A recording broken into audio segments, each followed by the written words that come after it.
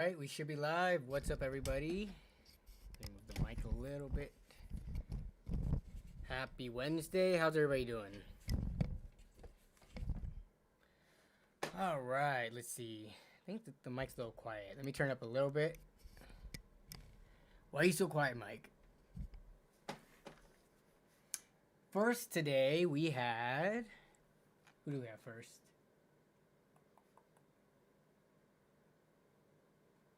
I see. I need to make sure I'm out of this Discord call. Oh, snaps. Sorry, guys. I didn't realize I was still in here.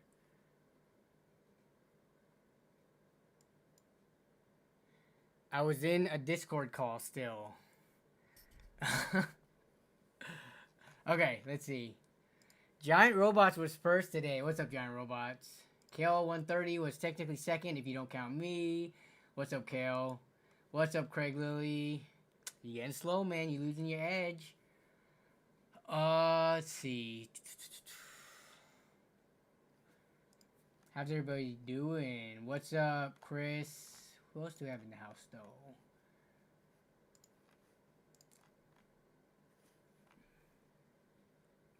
We got Extreme Zone, as always. What's up, Extreme Zone?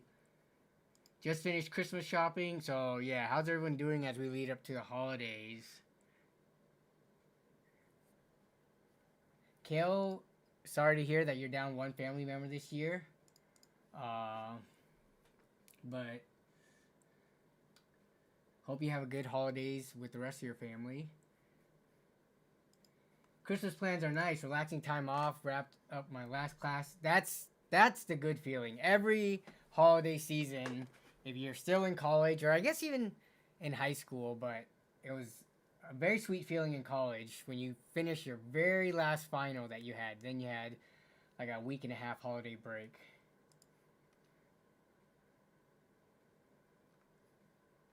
What's up, Benny Joy TV? What's up, Thomas W? Sup, Scooter? Hey, Firestorm. How's everybody doing? We have a pretty chill stream today. Is it me or has tech news been a little slow? Like I mentioned before, I feel like a lot of times when I caught tech news, it was when I was on Twitter, like quite often. But honestly, I open Twitter or X maybe once or twice a week on my phone now, if that.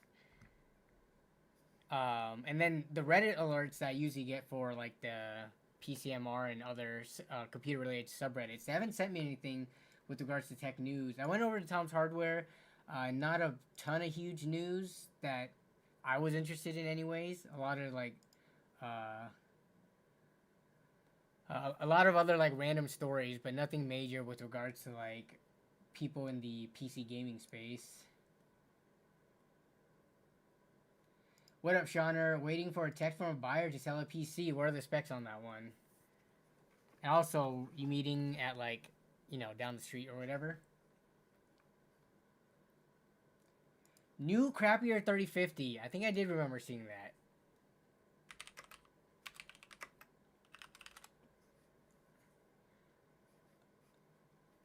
Let's see. With 6 gigabytes of VRAM. But are they changing? Oh, where's my camera in this one? Let me see. Where is my face in this one? Where did it go? Give me 1 second. Okay, what window is this? Oh, okay, I see.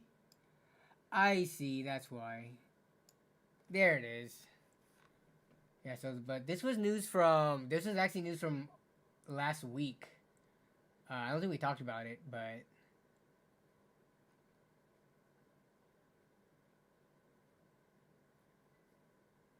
So, 8 gigabyte 3050 is impacting sales of 4060. They are discontinuing the 3050 8 gigabyte and will be introducing a... Okay, so yeah, it is indeed a crappier model. Nothing on the rest of the specs, though.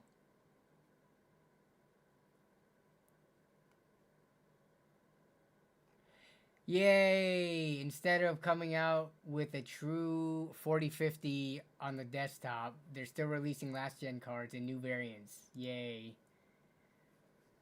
Is there any news on the desktop 4050? Let's see. Desktop 4050. Kind of sucks that there's still no like $200 or sub $200 real competitor.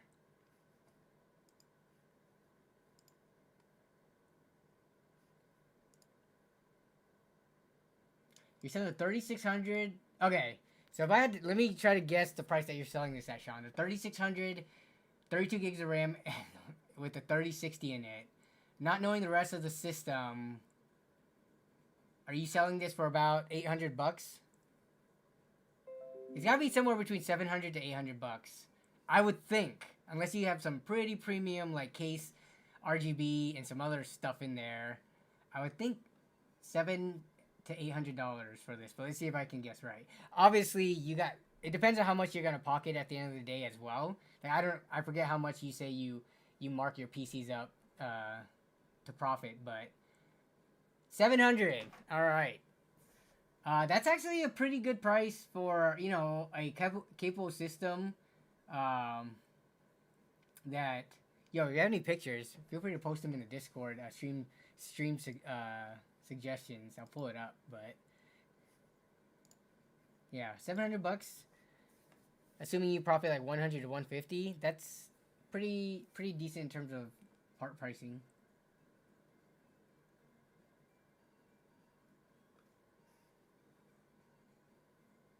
Do I know Gregory Stevens? That is a very random question. Gregory Stevens, is this a famous person or a content creator or just a random person that might be living in Washington? Gregory Stevens. I'm not sure who that is. But I'm curious why you're asking.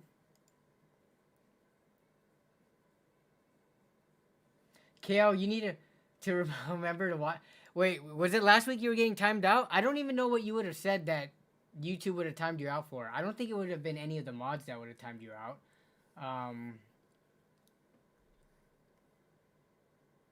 Oh, a YouTuber that does things like me, meeting people to trade and sell. No. Are they also PC specific, or are they like, you know, other stuff? Non-PC related, buying and selling. Let's see.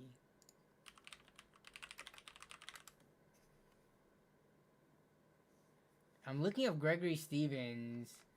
Yeah, so definitely... I don't even see their channel, Gregory Stevens. Is it? I don't think it would be this one. Looking up Gregory Stevens, I cannot find a channel about buying and selling. What if I sort by channel?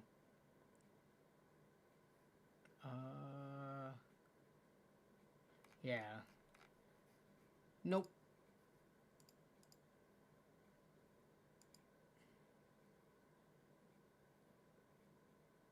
You said the G word? Which G word? Like, did you say gay?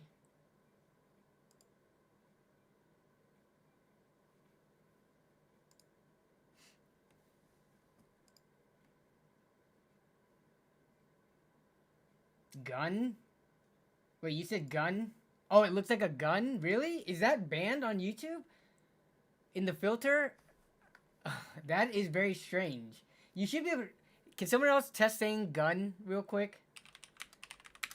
I mean, obviously I can say it because it's my channel, but anybody else want to test saying gun? That's very weird. Yeah. Gunner.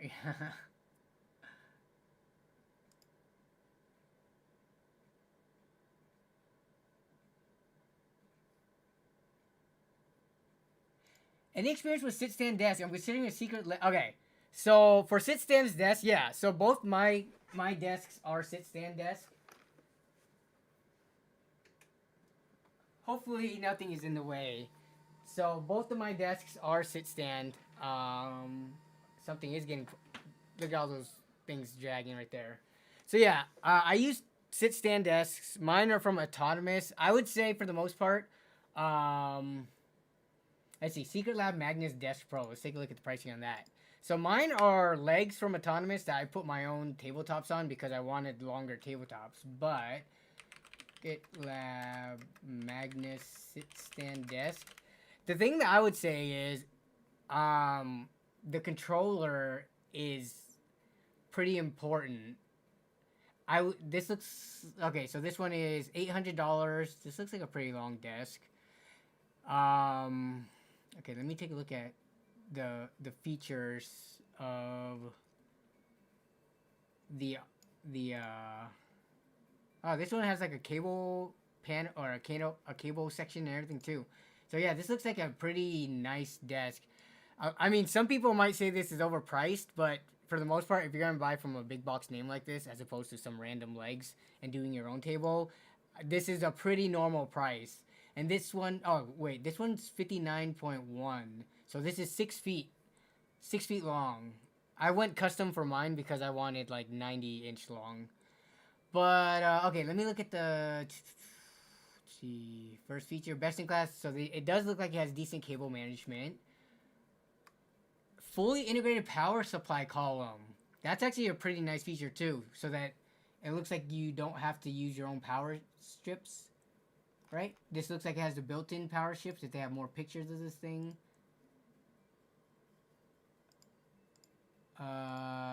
Wait, let me see what they mean by this power column.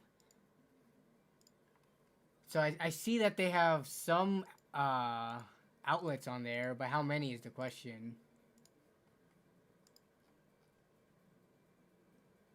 So 3 custom. Okay, so they have some preset custom heights is very nice, because as you saw, it is nice to be able to get the same height every single time you press a button, but also to be able to set the height of your desk and walk away instead of having to like keep your finger held on it until it gets to the right height.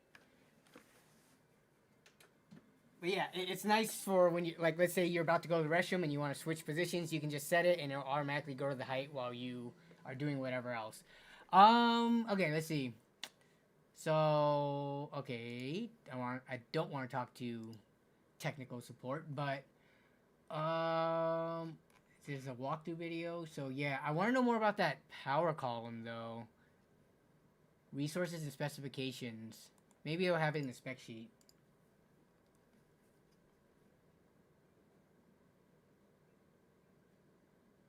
You're still rocking on IKEA desk and a tabletop? What kind of legs, though? It's G-Boy? Hopefully you're not on those screw-in legs, because those are like the wobbliest things in the world from IKEA. Did it not give me the spec sheet when I clicked on it? Or is it because it downloaded it? Let me see. Let me see if it downloaded it to a PDF. It didn't, huh?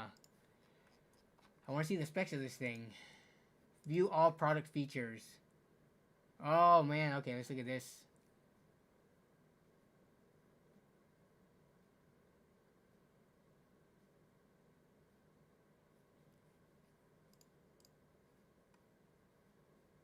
Yeah, the Alex drawers for legs was, I actually did the Alex drawers for legs for a while. It's pretty nice. Though the Alex drawers are like, what, 28 or 29 inches tall? So it's a little bit tall for me because I'm short. It's actually a little tall for quite a bit of people. I think if you look on ergonomics charts, to have a tabletop, the top of a tabletop being like around 29 to 30 inches, that's made for like 6 feet plus people, that height. Assuming you want 90-degree bends in your legs and arms for competing. Oh, is that a pass-through plug? And in the so power supply column. Yeah, I want to see what's in that cable management box though. Is that where all the plugs are? Okay, here we go. Ah, okay. So it's just a pass-through. I thought the outlets would be built into the leg or something, but this makes more sense. I wonder, that probably comes with it too, right? Or I guess you could use your own power strip. Actually, no, that looks like can't tell if that's the connector down here looks like not a typical connector, but up here looks like the standard 3-prong. So yeah, this is pretty cool. What I do for my desk, because mine doesn't have this fanciness, I put like a J channel here, and then I run a a long cabled power strip to get to the wall. But this is a pretty nice feature.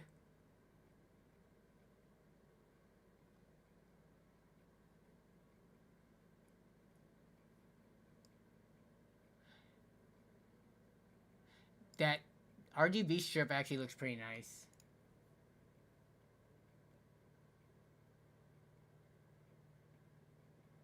Two Alex drawers and a tabletop. Okay, yeah, nice. Yep, Alex Shores tabletop is the way to go. Our Flet, our weekly tech drama bringer is here. I have this week's tech drama. All the stuff that happened the day the day before. That's like kind of tech drama, I guess. That's game drama, but all right. We talked about this last week because the day before released last week on Thursday. So one day before the stream. So there was a little bit of hype just all over the internet about this game. This game I have been following for a few years now because oh my goodness. It's a survival. It was supposed to be an MMO, but it ended up not being an MMO, so the devs lied about that. But this game ended up being so bad that they've already shut it down. So let's see. The day before developer shuts down, 4 days after launch. I can't think of a game that has had this much hype that has failed that early. For the longest time. There are games that get bombed and stuff in reviews and do horribly, but to the point where they shut down, that's pretty crazy. Did I play it, Keck? No. I did not play it. Good thing I didn't play it either. Apparently it was very buggy, and apparently it was missing a ton of features, and it was just bad. It was like they used a bunch of assets, like pre-made assets, because I think it was made in Unreal, right?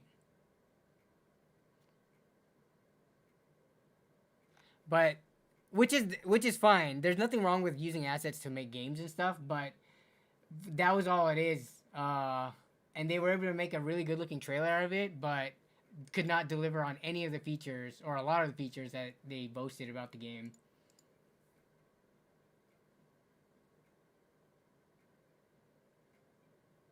It was failed before the release, yeah. I mean, it would be interesting if any of the former employees eventually come out to talk about what happened leading up to the launch. Because for us on the outside, or anyone who was waiting, anticipating the release of this game and were excited about it, we have no idea how long they knew they were gonna fail for. Like they might have known for a long time and still launched just so that they can make money to pay back the people they owe debt to. But what was their official? Oh, here, the official statement. It's on X of all places. Today we announced the closure of Fantastic. Well, the whole studio closed down. Unfortunately, the day before has failed financially, and we lack the funds to continue. All income received is being used to pay off debts to our partners. We invested all of our efforts, resources, man-hours, development into this game, which was our first huge game. Yeah, so they opened the studio in 2015. They, I think it was in 2018 that they announced it. Let me see if I can find it. I still want a game like this to release.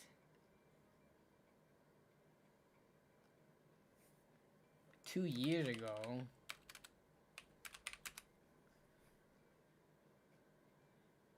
I could have sworn I heard about it before 2021. That was like 2018.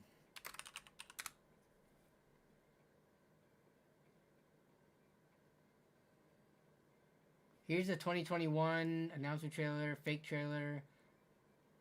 But yeah. Apparently, you could get your money back if you call it a scam to Steam, even past the 2-hour mark of playing.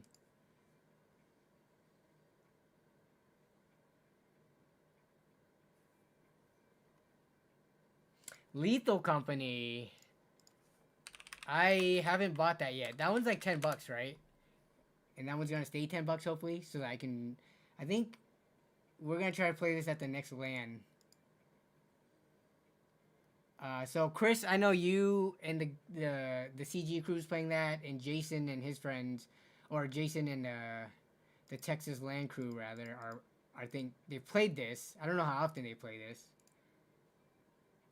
You haven't played? Yeah, we should try to play it sometime. Okay, so you downloaded it, so it wasn't you who played. It was like Ryan and them. Okay, yeah, definitely should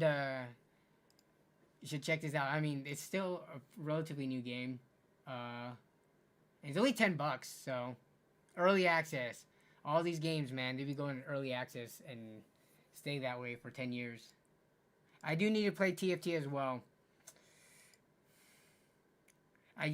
Shawner just bought Lethal Company with a few of your buddies. I'd be down to play for sure. Maybe we can play on maybe like next week or one of the coming streams. I'd be down to play. I've been playing that Hero Wars game, and apparently the YouTube commercials for it are false advertising. What Hero Wars game?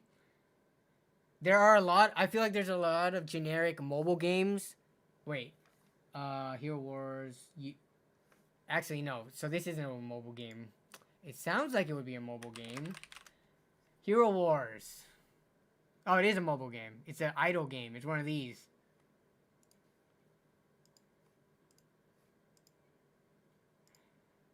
I can't do games that have graphics like this. Like, at least have better graphics. Like this with gigantic head people. Yeah, this just looks like one of those typical mobile games where they give you like a million free pulls when you start off and stuff like that. There is nothing in the game about shooting barrels. Wait. This wasn't the game that has the shooting barrels mobile game. I thought it was a different one. Yeah, like all these games. This is barrel shooter.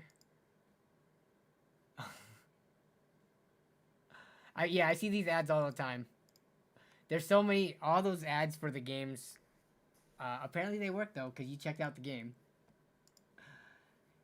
Hey man, I've been watching your vids for some time, so I was wondering, what would you recommend for an upgrade? I'm currently running a 5700G and don't have a GPU, but your PSU is only 550 watts. Which power supply? Do you know? Do you know the model? I'd pretty so I would confidently run a 6600 XT on that. I would actually push towards a 6700 XT depending on what connectors you have. Corsair? Which Corsair specifically? We have to look up to see what it has. Corsair 550 watt. Is it the CV550? Is this their only 550 watt? They have some older ones, but CV550 I would think is the most kind of like modern one. Oops, I put 5500. Or do you have a CX550? This is one of the older ones, but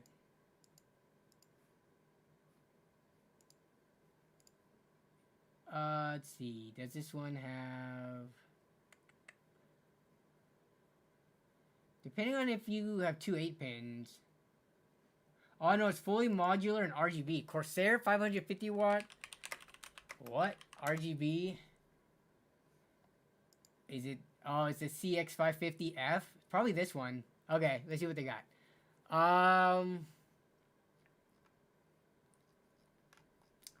Let's see if I can find the freaking specs on this.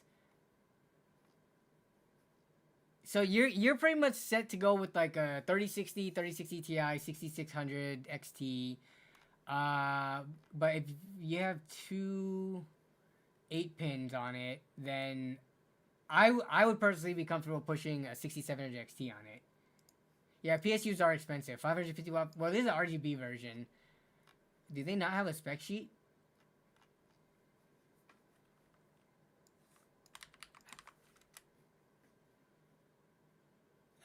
Maybe this Amazon has, okay, here we go. Okay, so you would have to. It looks like you would be kind of like pigtailing it, which should be fine. Where's the other label though?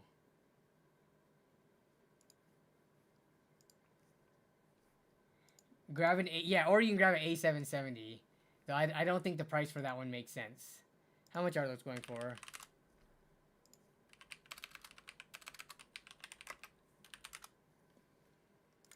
Corsair, or not Corsair A770, what am I doing? Intel A770. Yeah, that one, those are still, it wouldn't make sense to go for this, unfortunately. I think you can go 6700 XT.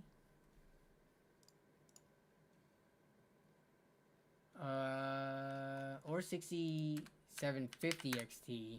These were like 300 bucks. I guess if you're good with used, go to eBay because prices of those have gone up.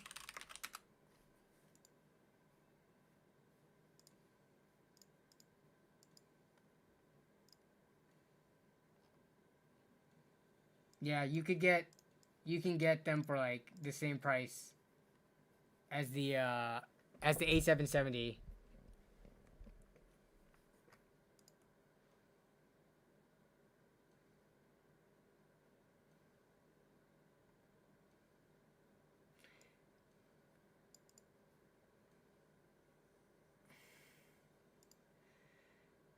Question, Danny. After visiting Texas a few weekends ago, yeah, I remember when I went down to Texas to hang out with Texas Land Crew. I noted that the gas prices were much cheaper than Seattle, and since you're in California, you're probably in a similar boat to me, Chris. Prices. Google Maps Seattle. Does Google Maps have gas prices?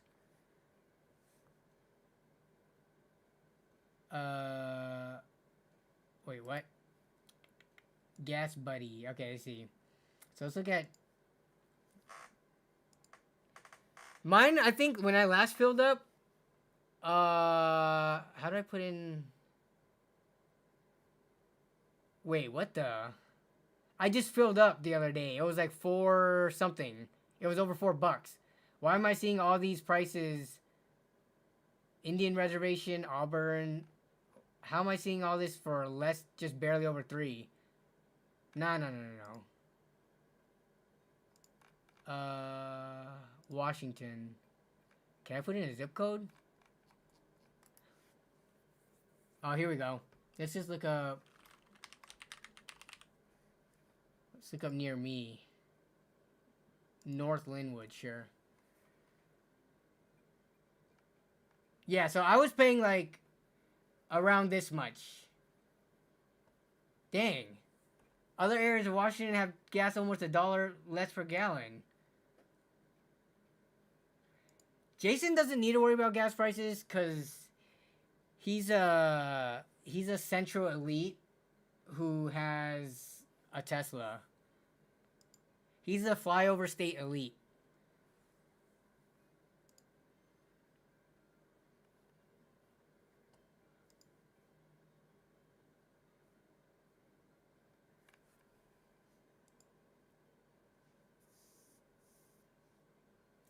Shawner paying $2.70 for gas? Yeah, you guys. Oh, man.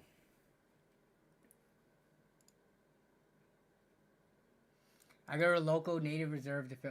Yeah, so for me, my car is like it's around, let's see, 2009 Yaris gas tank. I think it's, oh, it's 11.1 gallons. Okay, so it's 11.1. So for every dollar, and I usually fill up about 10 gallons each time when I go to near empty.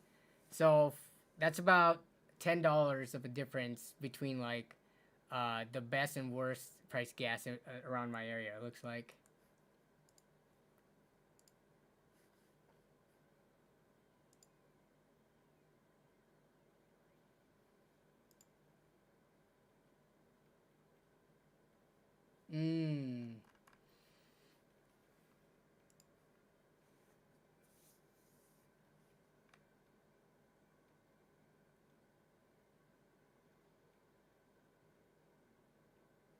Michael Sismiak? Oh man, I probably butchered that.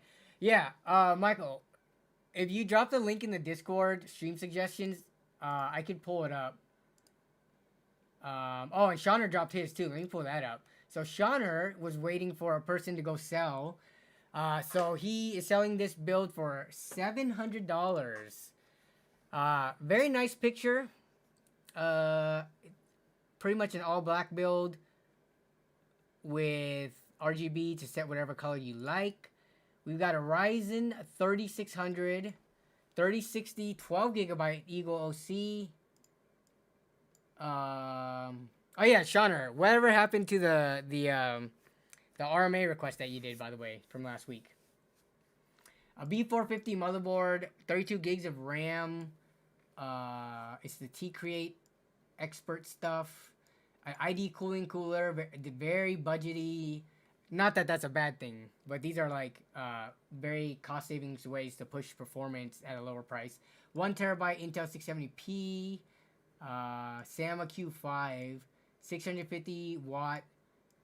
Did you buy this new, Shawner, or did you buy this used? I feel like the power supply just feels like the worst purchase for budget building, especially anything above like 500 watts. Power supplies are just so expensive. Oh, also they just sold, and then you just sold something else on Jawa. Oh, and then you sold a very similar looking build with the same case, slightly different internals for 550, 2600 and 1660 Super in it. Nice. These builds look so similar, minus the coolers and graphics card being different. The way the cables even look very consistent. Though this one looks like kind of bluish cables.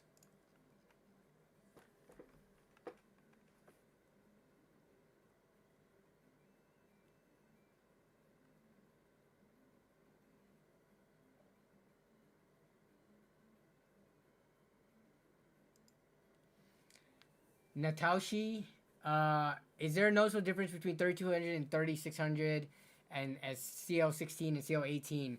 So 3200 CL16 is almost identical to 3600 CL18. You can go look at the benchmarks with regards to gaming anyways.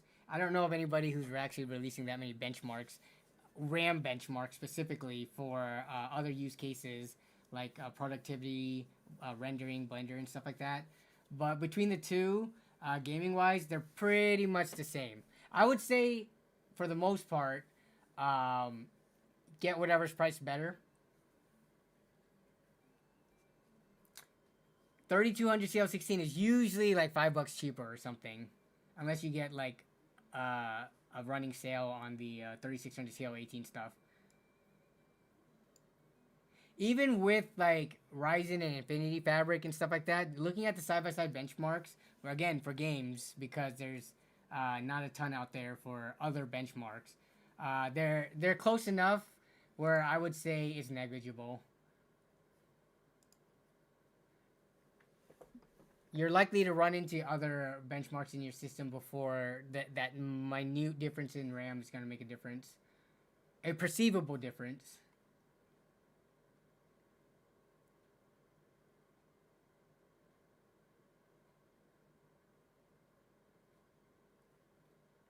$4080 super price predictions.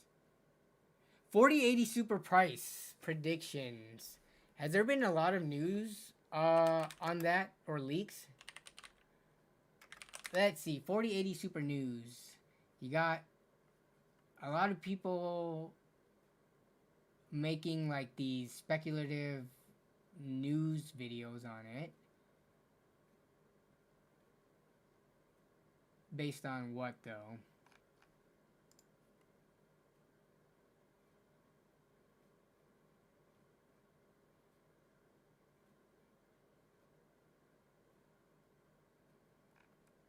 I mean, without knowing anything,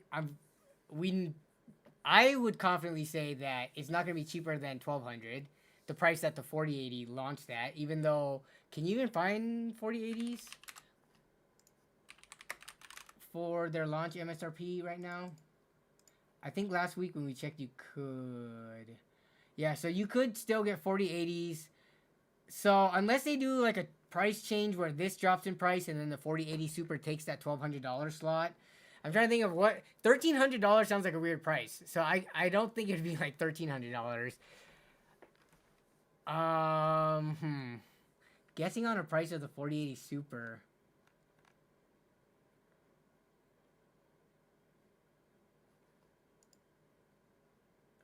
Rumors say $999. Which people are rumoring this? I would, because you would have to assume the 4080 Super is gonna be better than the 4080. And this is already still sitting and I think selling decently well because people can't get the 4090s. So I think people are still paying this price for these. So for them to release a better card and make it $200 less than this, I'm not seeing that happening. Best case scenario, it takes the price slot of this. This goes down to like 900 or 800 or something, 850. And 4080 Super takes the $1,200 price slot. Worst case is it's like $1,300 to $1,400, which I'm trying to look for leaks. But here's a PC Gamer article. 4080 and 4070 Ti are reportedly getting a production freeze to make room for upcoming super variants, while the 4070 will soldier on. That's interesting. Huh.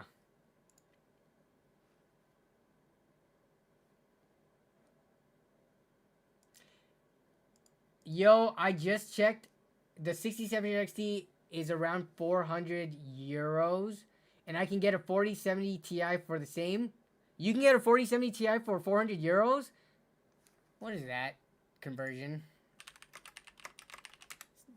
435 USD. 4070 Ti's go for much more than that. Are you sure that 4070 Ti is not a scam? 4070 Ti, especially in other parts of the world where PC parts cost more, costing the same as a 6700 XT, sounds a bit scammy to me. Then I don't know. No. It's not time to visit Europe, Chris. This sounds like a scam. Do you have... Unless it's like from a store, like a brick and mortar store. This, I don't know. This seems too good to be true. Obviously, jump on it if you can confirm that it's real and in working condition. But I'm calling... I don't know, man. That seems a little too cheap.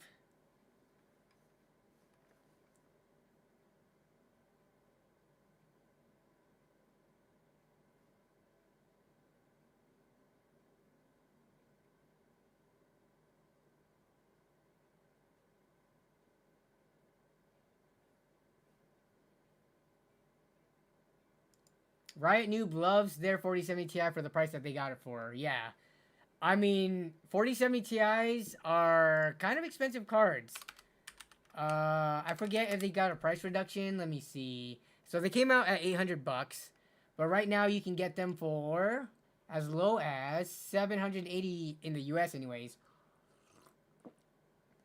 In the used market, I don't know if they're that much better. But we'll see. You can get used market, they're no less than 700 bucks too if you're trying to buy it now. I'm sure you could probably bid on some that are less. But these ones were, yeah, 5 days left, right? So, Evo Automotive, I don't know if you can tell us where your 4070 Ti is. Is that cheap? Oh, it was a 4060 Ti.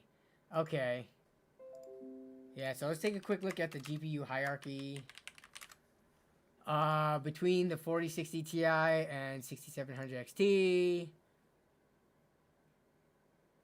I mean, 4060 Ti, yeah, definitely would be the card to get. It is noticeably better, and you get the NVIDIA features. Like, at the same price, 4060 Ti is, let's see, it's looking like around 15 to 20% better. Just based off the FPS charts here.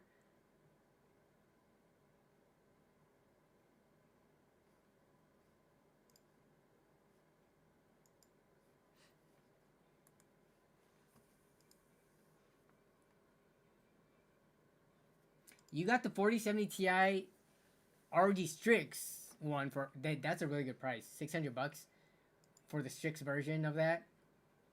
CJ the Gorilla says, love the channel, bro. Hope, love the LAN streams and your vids. Keep up the great work. Thanks for the kind words.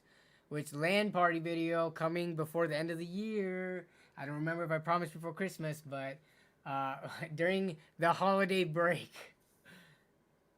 Does anyone have a clip of me promising before Christmas? I don't remember that. I think that was a stretch goal, wasn't it? Yeah, 4070 Ti for 600 any model is pretty crazy. For the RG Strix, that's even crazier deal.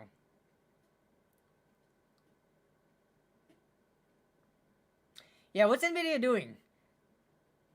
We are in the next generation of cards now. Stop releasing. And how much are they going to release is that? Instead of releasing like a 4050 desktop variant for the $200-ish price point, are they going to release this 3050 6GB at that price point?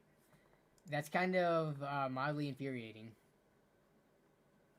You're having trouble joining Discord. Is it because you are not a verified person? The 3050, I don't know if I would say it's barely a thing. Let's see, Steam hardware survey. Our favorite source of potentially incorrect information. I think the 3050 maybe in the like circle of enthusiasts or PC builders or people who are a little bit more knowledgeable on doing research, it was probably not a popular thing. But I think for people who are just, they need a system that can play games, there are a lot of people who probably bought 3050s just because of the price point and it being a current gen graphics card for its time. Yeah, man, look at NVIDIA dominating. And then what do you have here? Is this, let me see, is this like Vega when it's not specifying? It must be. RX 580s here, because I don't think... Oh, Vega 8 graphics has its own thing. So what is this AMD Radeon graphics that's not Vega 8? I think it might still be like some kind of Vega 8, Vega 11, Vega 7, one of them. And it's just kind of grouped up here. What's up, Damien? How you doing? What's up, Eduardo? Is the 7800 XT a good buy at the moment? Yeah, I would say so. Probably not if you want a used graphics card. There's probably other cards you can go for at the same price. But if you're talking about new, then yeah, 7800 XT. I don't think you would like feel bad about that purchase. It's just obviously when you get to the used market, there's a better price to performance. But if you're buying it brand new, then there's not many cards that have better price to performance than it. Yeah, Vega 8 was further down. Yeah, I saw that. It's just, I'm trying to think of what this... No way this is like the old, like, FXA chips. Or something like that. I'm trying to think of what else would be considered Radeon graphics. That's not, like, the APUs from recent years.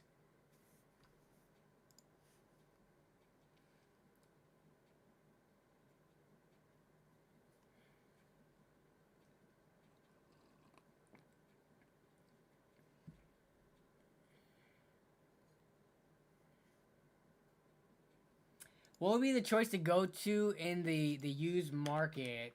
Okay, let's see. So I'm thinking something like the 3080 or 3080 Ti would be pretty comparable. But let me see, just so we can confirm. So you said 7800 XT. So we're looking at around 3080 Ti levels of performance, right? So I don't know if the prices of them have gone up, because you're looking at, what, a $500 graphics card versus... And then, obviously, if you can benefit from NVIDIA, for whatever reason, the CUDA cores, or you want to play with DLSS or something like that, 3080s and 3080 Ti's were going for, like, around $400 last I looked. There's a lot of them in the used market, so... You could actually probably get it for... Look at this. 10 gigabyte 3080... Price of performance wise for $400. That's what 20% off of 500 compared to 500. A lot of these are the Dell cards, but you could find some other like Zotac cards. Let me see. Here's a Lenovo, kind of like pre-built one. Here's the Asus Tough one. So let me see how much the TIs are going for though. Yeah, the TIs take a noticeable price jump. So are the Dell cards good still? I don't see why they wouldn't be. Could they have been used for mining potentially? But I mean, it's $100 off, or it's $100 cheaper than if you were to go with the 7800 XT. Which, let me see what even the cheapest one is on Newegg. We can check Best Buy too. Best Buy, the lowest priced one is. Do they have any that are going for MSRP? Ugh. Why you do this to me, Best Buy? 7800 XT. Yeah, so you can get versions of it open box for 400. Actually, that's not that bad right here. If you can get an open box version, otherwise it's pretty much 500 bucks. It's looking like 550 if you're looking on Newegg. So yeah, this is a pretty decent discount.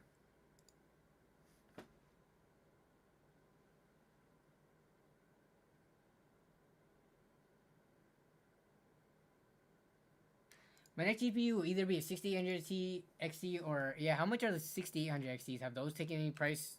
There's no reason for them, I guess, to take a price reduction if you know, they perform nearly as well as the 7800 XT. 6800 XTs, yeah, they're pretty much going for 500 bucks as well. So weird. You have cards at the same tier level of two different generations, at the same performance level, going for the same price. That I don't think that happens too often. I can't remember the last time something like that happened.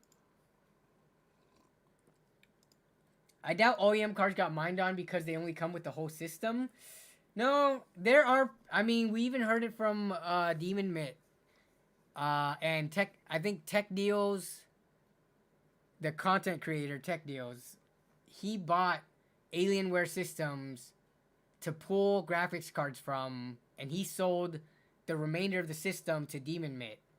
The miners definitely did whatever they could to get their hands on graphics cards, even if it meant buying OEM systems that had them, to pull out the card and to sell the rest. 1 second. Someone's at the door.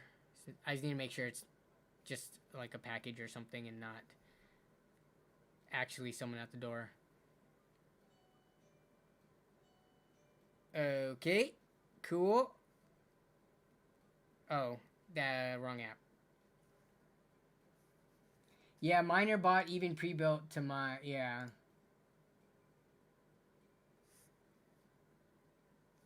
Who...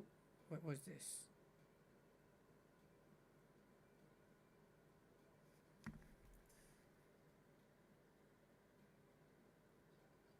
Patrick McGovern, I've got a 6800 XT and I'm super happy with it. The performance powers are amazing when undervolted and overclocked.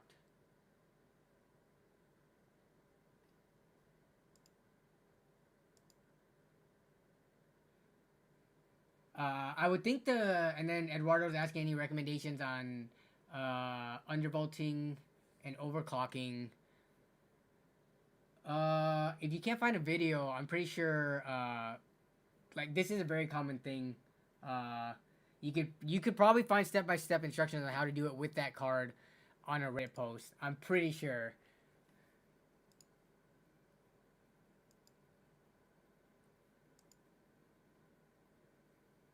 Kale says, I can't seem to stop watching current gen stuff, even though I probably won't upgrade for years unless I just have some extra money.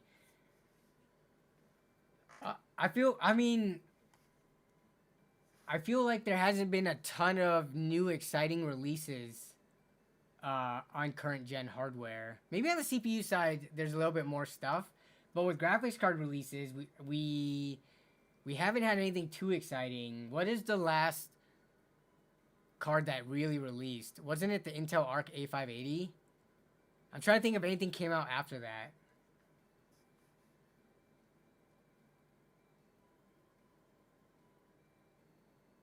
Yo, man, jump. Yo, Evo Automotive, thank you for the $2 super chat, which, is it going to pop up? Come on. Pop up notification. But, yeah, 2 a.m., go get some sleep. Thank you for hanging out on the stream.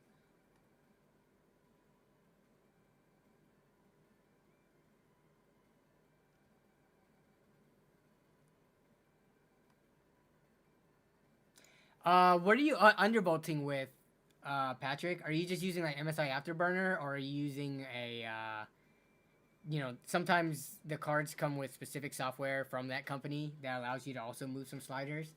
But are you, so with overclocking and underbolting, for the most part, it's kind of like,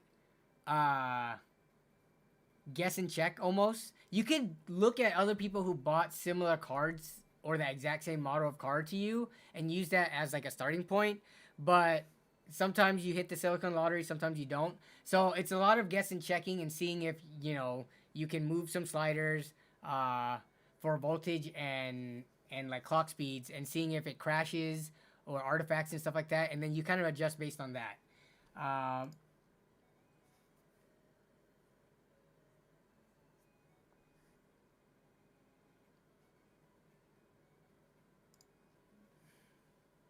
I for the most part usually use MSI Afterburner, but some companies like EVGA, what else? I think PNY and stuff like that, they have their own software that you could also use to modify some of those parameters. Oh yeah, Adrenaline software. Totally forgot. Even with, I think Adrenaline software is really good, but even with that, because I always use MSI Afterburner and Riva Tuner for like the overlays and stuff, I still use that. But yeah, you can use the Adrenaline software, which is miles ahead of GeForce Experience, in my opinion. That is an unbiased take, I believe. The news about restrictions on cards is more interesting than the cards itself. If you had a 4090 right now, would you sell it? Especially since it's already used. If you could sell it for $2,000 plus, if you bought it for $1,600, I think I would. But then again, I don't need the power of a 4090. I wouldn't have one to begin with. But if somehow I had it in my possession, yeah, I would definitely take advantage of the situation and sell it. Yeah, move to a. You could sell it for $2,000 plus and then buy a 4080 or 7900 XTX for closer to $1,000.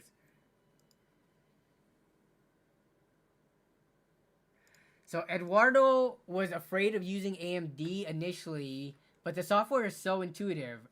They're actually loving it, and coming from a NVIDIA 1060 6GB, that's a huge upgrade if you go from like a 1060 to like a current gen card, like a 6800 or 7800 XT. Adrenaline software used to reset my fan curve all the time, but here lately it's been staying the way, put after it restarts. I'm assuming you're talking about the GPU fan curve, right? Can you do CPU fan curve on Adrenaline? I forget.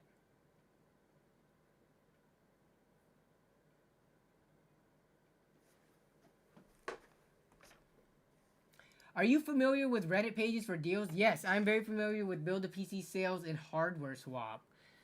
We actually used to do a lot of. We can actually do some deal browsing right now, since we're just chilling. But yeah, so I use buildapcsales and hardware swap, or I used to use it a lot more.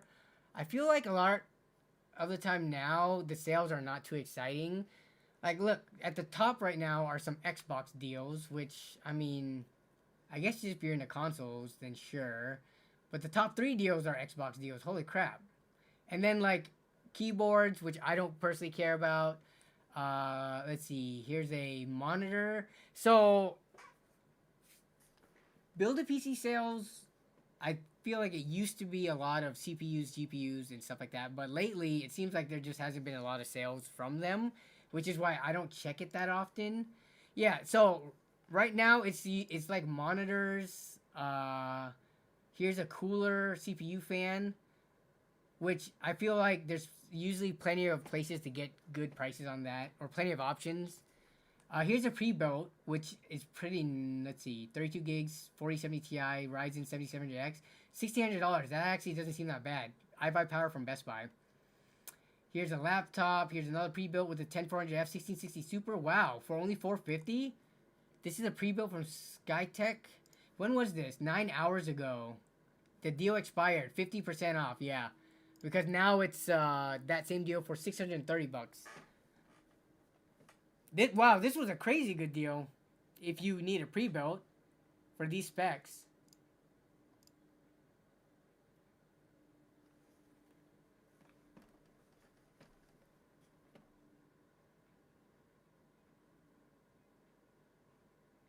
What is a good $600 pre-build? I'm just getting into PCs. Do I have any? Oh man, that's a tough one. Let's see. So let's just put $700. See if any of the let's see if Amazon has anything. Best Buy. Okay. As much as Best Buy was kind of like a meme to buy PC parts from, Best Buy pre-builds can be kind of decent sometimes. So let's look at Amazon though. So the goal is to see if we can find a $600 pre-built PC, but I'm gonna put $700 just to see if we can get anything up to like the 650-ish range or something. But let's look at what we have on Amazon for this price range. So we're looking at a 10100 GTX 1650. This does not excite me. This deal does not bring me joy. Let's keep going. Then we got some of these people doing these pre-builts with like Xeons and stuff with like old hardware. I would recommend, if you're buying a pre-built, stay away from these. Oh yeah, Jawa too. We'll look at Jawa. I think we just talked about this last week. Jawa has the best price pre-builts, and we're gonna see if we can prove that on stream. So on Amazon, looking at this price range, all the pre-builts that I'm seeing have like i3 10th gens with like a 1650 in it. Here's another one right here. Let me see if I can find one more. Here's an RX 580. So similar RX 580-ish price range. What is this? A Ryzen 7? This must be like a Ryzen like 2700 or something. Do they specify what the CPU is? It's a 1700X. I knew it was going to be an older CPU based on the price point. Okay. So on Amazon, we're looking at like older. None of them are using kind of more recent hardware. And they're going with like 1650 RX 580s. Nothing too exciting there. Now we're going to look at Best Buy pre-built gaming PCs and see what we can find here in that price range. The nice thing about Best Buy is that you can actually sometimes pick it up in person. Alright, so we'll go like, honestly, there's not going to be anything realistically cheaper than 500 in terms of pre-builts. It's going to be crap otherwise. So we're going to just put that price range. Can I put this filter in? Hello? Here we go. What does Best Buy have? So for $700, okay, this is not exciting. i3 1650 is the same thing as we saw on Amazon. 5600G with no dedicated GPU. Okay, not exciting there either. 12100F 1650 is sold out, but this one was under 600. This actually was 16 gigs of memory. This actually wouldn't have been that bad for Best Buy, to be honest. You're looking at Newegg? Okay. If you're looking for a brand new, that's gonna be tough. If you're looking for brand new, the best you're gonna get is, whoa. What about certified refurbished? Because this one had a RTX 2080 in it. It has an older 8th gen i7, but 16 gigs of RAM, 1 terabyte SSD. This would have been the deal to go for. Actually, holy crap. This is such a good price for 2080. That's a good point that Shawner brings up. Brand new, pre-built, and at your price point does not fit well together. We can still look though. No harm in looking. Yeah, so Best Buy is pretty limited in that price range. Let's go to Newegg and see what they have in terms of their pre-built. Do I need to put pre-built in here at all? Oh my god, I'm so hungry. I cannot wait for dinner.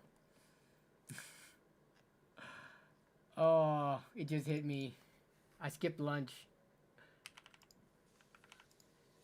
Yeah, going up to 700 is going to be able to get you a lot more. The thing about Jawa is, Jawa, for that price range even, is most likely not going to be new. There are builders on Jawa that use brand new components in their builds, but when you're going $600, you're getting last gen or old gen parts that there's no way they're going to be new. But we could take a look and maybe we could potentially change your mind. But we're going to see what Newegg has to offer. Yeah, so for this price range, you're getting a lot of like APU 5600Gs. We're looking at i7 6700. Like, this is just terrible. 5700G is actually not too bad. Like, 5700G, what games are you trying to buy? You had some Chinese not sitting well. Yeah, so the question is XPL Reddits or XPLR edits. What are you using this computer for? If you use it to play League of Legends, then something like this is like fine. Or Counter-Strike, something like this is fine. By your name, it looks like you're editing videos.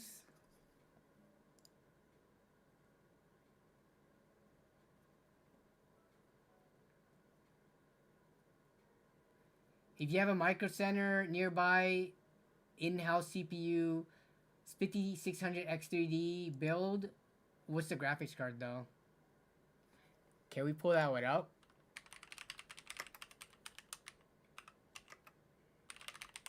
Let's see if I can find it.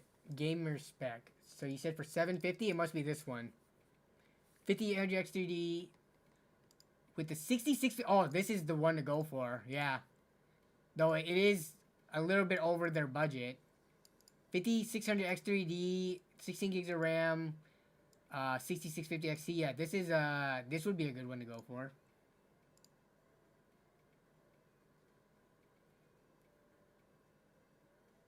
Yeah, so you don't have one nearby. You're gonna use it for Fortnite?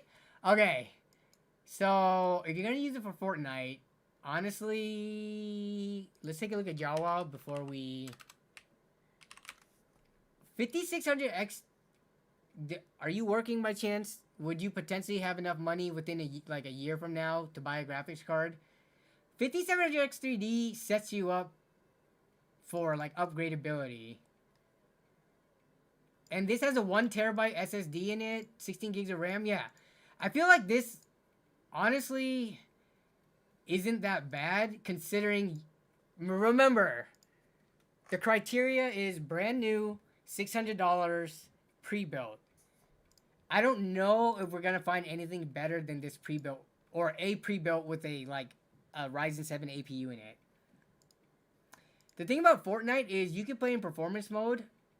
Though 5700G, I wonder if you can play out of performance mode and still get decent numbers.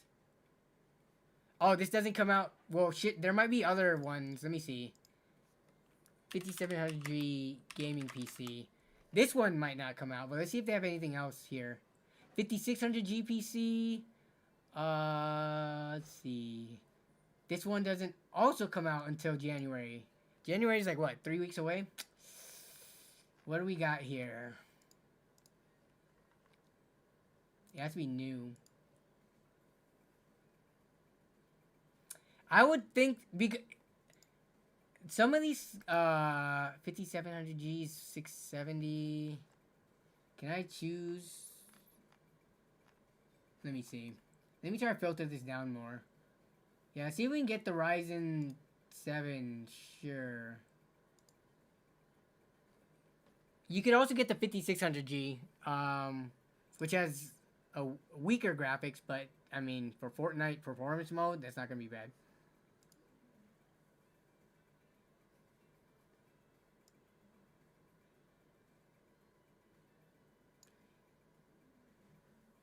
This one's 650. Let's take a look at these specs. 1 terabyte. This is from a third-party seller. Though, see, I don't know. Would you guys trust Newegg to take care of you should something go wrong with your pre-built PC order? So this is from a third-party seller. It's probably going to, after tax and shipping, it's going to be a little bit more than this. But this one is available now. It's Ryzen 5700G. Not the biggest fan of this case, but it's whatever. It's an APU. 16 gigs of RAM, 1 terabyte SSD, Windows 11, Wi-Fi, and Bluetooth. I don't know if they specify what. Yeah, this is from like a system integrator. It looks like selling on Newegg. Yeah, let's take a look at their actual rating. We can look at a little bit deeper into it. Here, I don't know. The advice I would use for myself versus for like a person just getting your PCs is different. Because I have bought from plenty of sellers and plenty of items that were rated like 3.5 stars with no issues. And I usually don't have a concern because I have faith in these companies giving me my money back should anything go wrong. If you buy with a credit card that has like payment protection, that's another layer of security too. If you do with PayPal, that's also another layer of potential security. So for something like this, let me look at the store. 12 months. Why can't I look at the ratings, Newegg? How come? Can I not look at the sellers like and look deeper into the ratings? What the heck? Reviews. Here we go. Do not recommend. Item was 2 weeks late. Okay. Took zero blame. Great overall experience. My PC arrived damaged, so it wouldn't display. It may have been. However, as soon as I called number warranty, they were able to help me and have the item replacement. Huh. Two very different stories here. Both people bought within the same time frame. Let's look at the next one. New PC. Everything was great. Had no problems. I connected everything and it plugged in. Yep. PC runs. Lots of memory. One inconvenient factor. What is the inconvenient factor? Unfortunately, going hardwired. Wait, what's a? PC is described as a Wi-Fi Bluetooth capable, which led me, a novice, to believe it was internal. Instead, you might search as their separate dongle. Okay. I think. Let me see. Let me look what the listing says. Not this one. It was the other listing. So, this is a good catch. It is very likely, if you're buying from one of these sellers who are selling cheap systems, when they say Wi-Fi Bluetooth, it is likely to be a USB dongle instead of like built into the Wi-Fi motherboard because those cost more. USB Wi-Fi dongles cost like $10. So based on the reviews, poor packaging, mislabeled, works great as intended. It's very mix and match. Oh, some of these are from back in August, so they're like pretty old.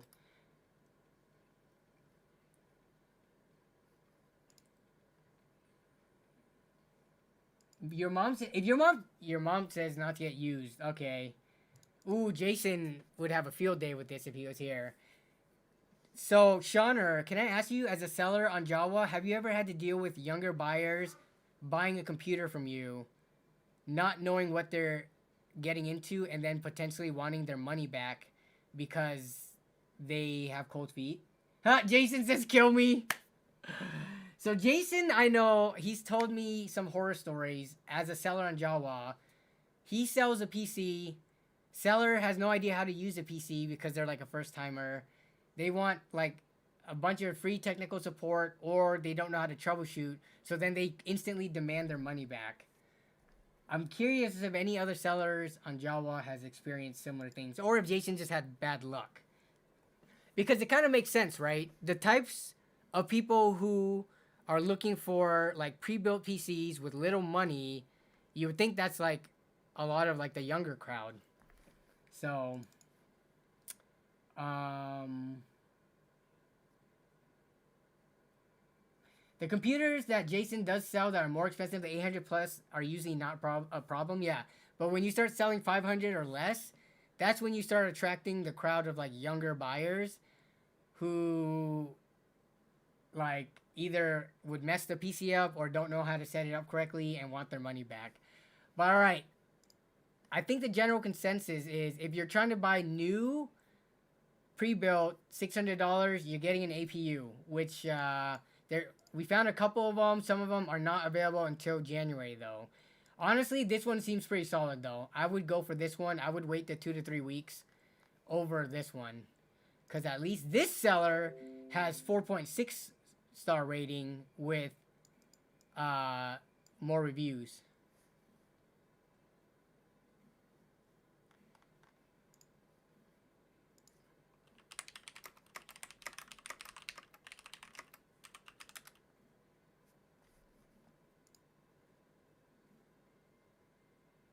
Now, if you wanted to look for used, we could look for used because Jawa has a ton of really good systems, I bet, for this price range. So let me see. So we're gonna set a minimum of 500, and we're gonna go to your 600 ask. Let's see what is the best PC we can get for that price. We've got a Ryzen 3 4100 with an RX 6600. We've got a GTX 1660 here with the Ryzen 3600. Right now, I'm ignoring everything in the PC except for CPU graphics cards. We can deal with the SSD, RAM, power supply, and stuff after the fact.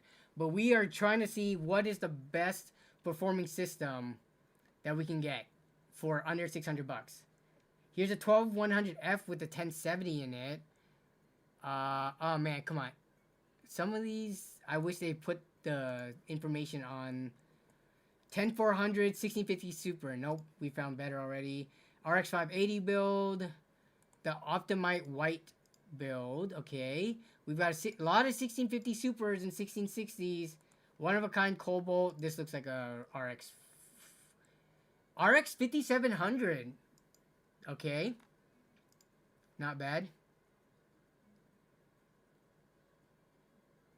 Ryzen 3600X and a 6600. So I'm hoping we can find something with the 6600 at least. And the best CPU we can pair with it. What about this one? Here's a 10400. Of course it has a 1060 in it. The 10400 would have been too good to be true. Yeah, I saw the one with the 1080 Ti. Where was that? I kind of skipped by it. Let's see what we have in here. A Ryzen 2600 and a 1080 Ti. Let me see. Let me look at the GPU hierarchy again. We're going to look at 1440 just to kind of filter out some of the noise. So the 1080 Ti, we're looking at 1080 Ti and like 6600, 6600 XT are similar levels of performance. I would probably, especially since this one has a 2000 series Ryzen, I would probably lean towards something that has a newer processor if possible. 1650, okay. 5700 XT is also pretty decent. Intel 12, is this a Xeon? It is a Xeon. Yeah, I don't know. For inexperienced people, I would not recommend. Hey, here we go. 5600X. Oh, come on. What is this? Is a very strange.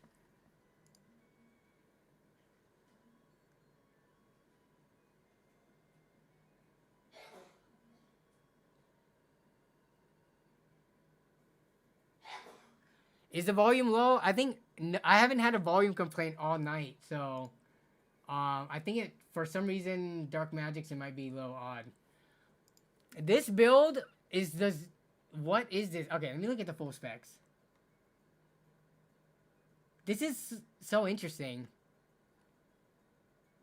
For this case, you could expand on this case in the future.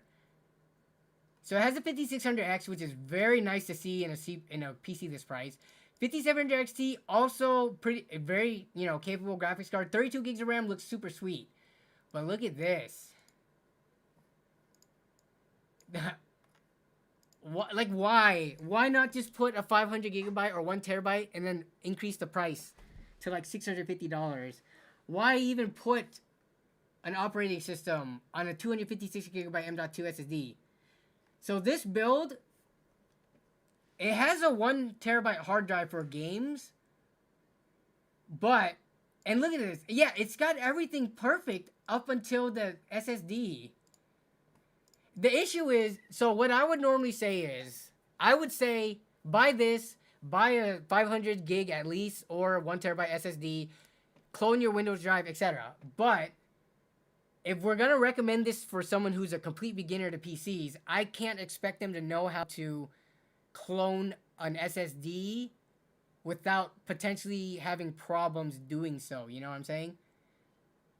Sometimes when you clone SSDs, because depending on the software you use, Windows doesn't automatically recognize it. So this would be perfect otherwise. EVGA 850 watt. I don't know what model it is. They didn't put the model, but I would assume that this should be at least a C tier power supply, if not better. Corsair 4000D. Yeah, man, this is the build to get if you are comfortable with like cloning your or reinstalling a new Windows partition onto a new drive. The RAM is slow, but I'm not gonna complain about the RAM being 2666. Honestly, would you rather have 16 gigabytes of 3200 or 32 gigabytes of 2666? I mean, you can look at the RAM benchmarks. I think it's fine for the price.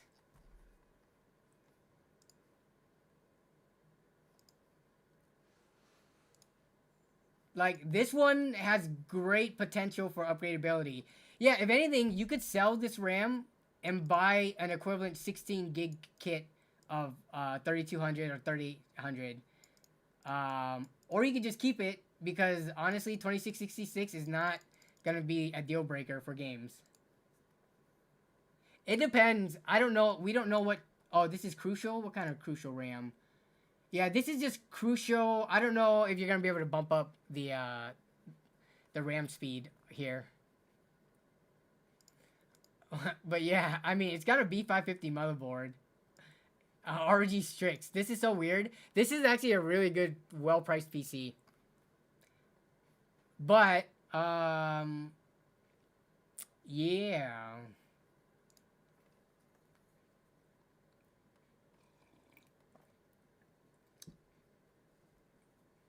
Mr. Guillotine says, this looks like the ones that people try to sell in the local Facebook group that they're in. Low storage, slow RAM, but lots of it. Yeah. Biggest problem for me is the SSD, for sure.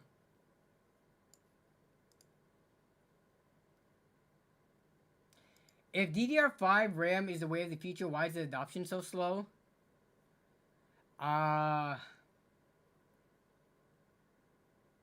I think it's because the older platforms are still so relevant. CPUs last multiple generations. Like, you could go so long without upgrading your CPU than your GPU. So, because the platforms that still use DDR4, like Ryzen, like 5000 series, and like all the Intel, like 12th gen, 13th gen, all that is still super powerful and priced well. There's not a need or a push for everyone to get the latest hardware, especially given that, you know, everything going on around the world in the last few years, right? People aren't spending money like they used to, I feel.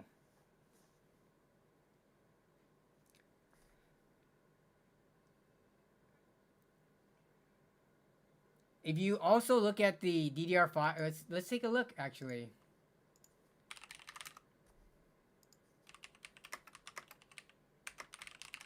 Didn't Hardware Unboxed do a video on this recently? I could have sworn they did. Let me see.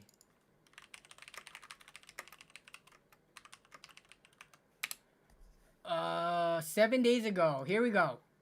So performance, like, they're not using just like slow stuff. I think it was both fast DDR4 and DDR5. This is tons of different sections in here, but if you just go to the averages, percent differences, we're looking at DDR5 7200 versus DDR4 4000 with an i9 14900K. Look at the performance difference. If you average it out, 7% faster if you use DDR5. But if you look at the 1% lows, it's 10% faster.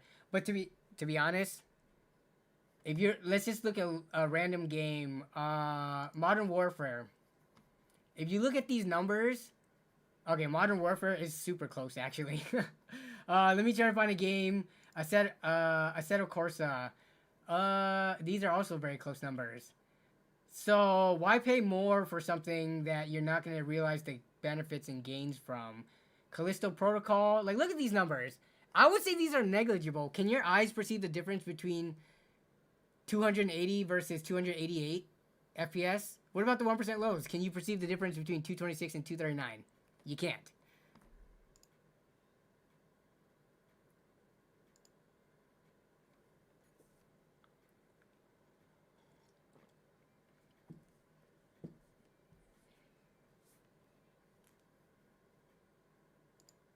I don't know.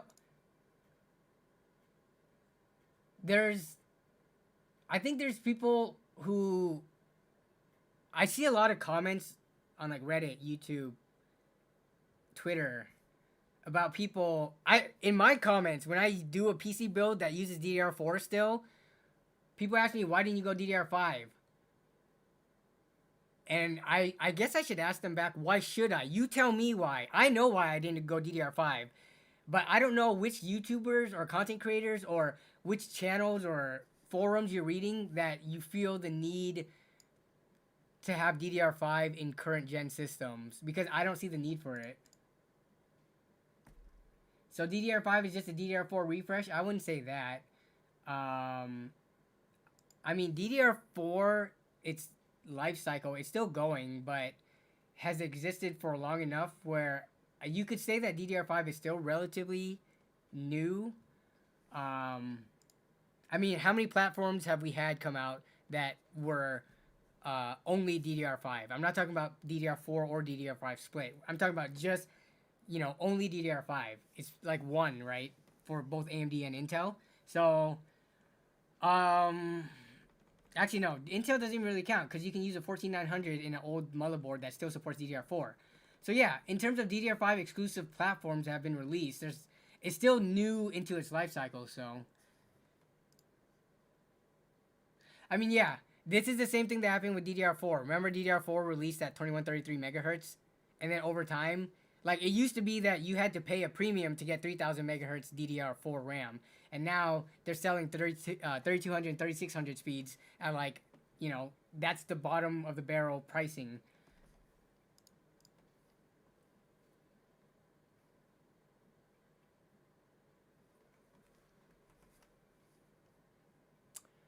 Let me close some of these windows out.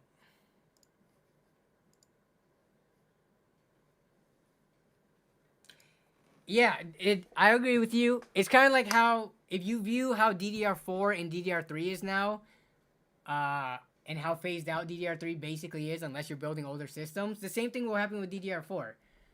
But I don't think that's going to happen for at least a couple more years. I think people will be happily buying DDR4 RAM for the next couple of years, and without questioning it. When's the next LAN? Next LAN is in March. Next LAN party storage video is before the end of the year, so two different things there. DDR5 is just overpriced. It should be relatively the same as DDR4.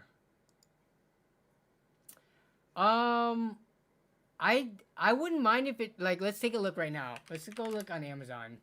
So let's take a look at a 32 gigabyte 32 gig kit of DDR4 is about, if you're not getting the slow, what is this? Oh yeah, okay, wow, you can get it for 60 for non-RGB. Okay, now let's look at DDR5 32 gig. And there's a bunch of different prices that you can get it for, but I think people like the sweet spot of like this is the slow stuff right here. People usually like getting at least 5600, so it's about $75 for 32 32 versus $60. So it's a $15 price difference. It's 32. Yeah, both 32 gigs.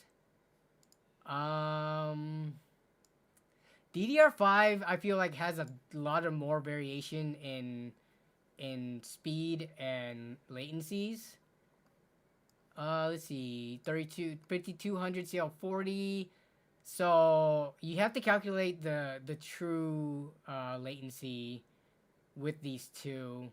But yeah, we're looking at about 15 to 20% of a premium. But I don't think it's that much of an issue of the RAM costs. It's more of the whole platform cost. The CPUs and the motherboards that use DDR5 also cost more. So that all gets combined together to make like that more premium. It's not just the memory. Because to be honest, this memory is not looking too bad for 32 gigs of DDR5. Like you can get Silicon Power, 5600 megahertz CL40 for $75. That's actually not too bad, all things considered. XPL Reddits, good luck on finding your PC, whether it be Jawa, Amazon, Newegg, or anything. So yeah, good luck. Hopefully we were of some help. We'll be here next week. Be sure to come back next week and let us know what you decide. I'm very curious, by the way.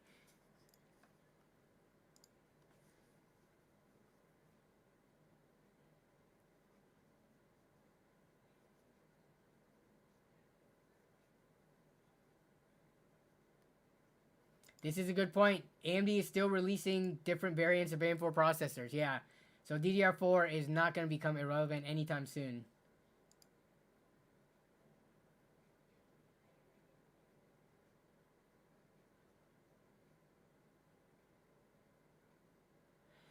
Okay, we're about an hour and a half into stream.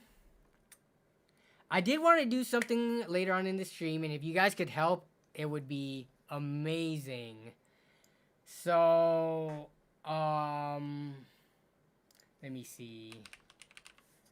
So, if you guys didn't know, Kasey from LAN Party Stories streams. He started streaming, and I'm not sure if you guys remember a few weeks ago, he didn't have a webcam, but now he met his little goal of having a certain number of followers. If you guys could go over and follow Kasey,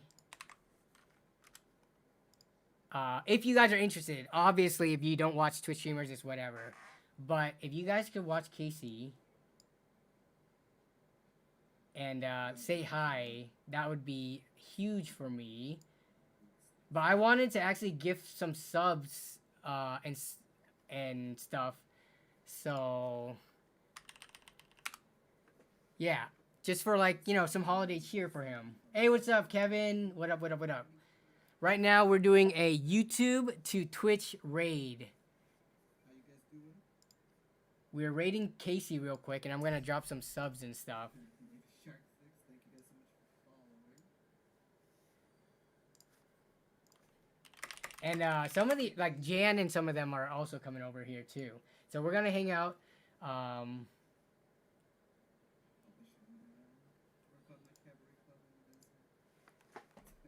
But now you guys are watching two streams, so I apologize for that. If you don't play video games, don't worry. I'll play all the video games in the Alright, so I'm gonna do my Prime sub. How do I do the Prime? And then I'll do some gifted subs in a second. Use Prime sub. Heck yeah.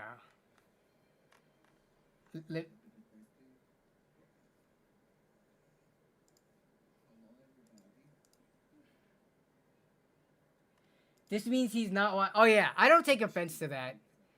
I don't take offense to my friends not watching me stream just because, I mean, they're not into computers as much as me, and I'm happy to see them working on their own creative ventures and stuff like that.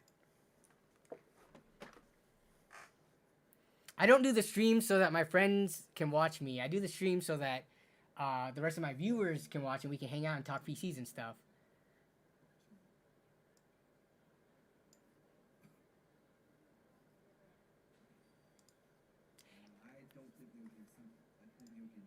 Yeah, Kasey streams quite a bit, but I do want to say, Let me mute this real quick.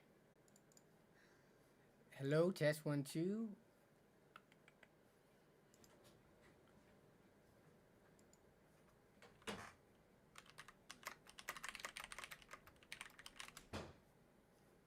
OBS is back up and running. Hello.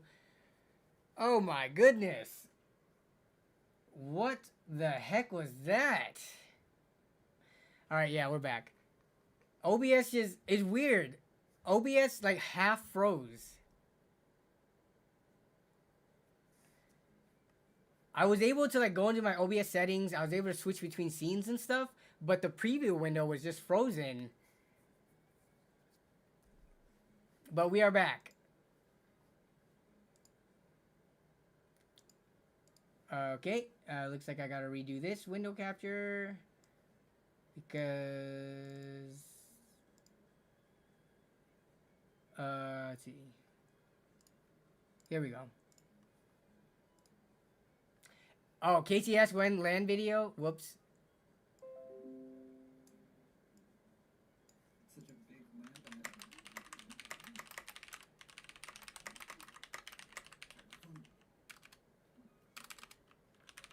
Is Jan here yet?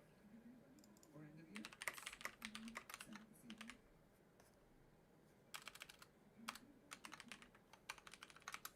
All right, let's give some subs.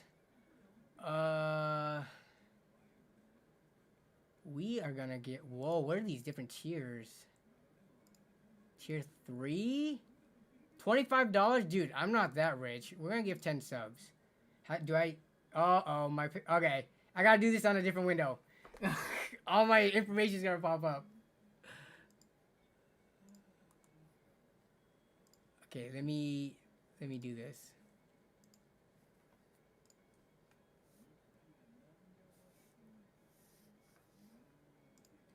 Johnny Artoff. Wait, you're saying the same thing happened to you when you were streaming with OBS too? It just like froze?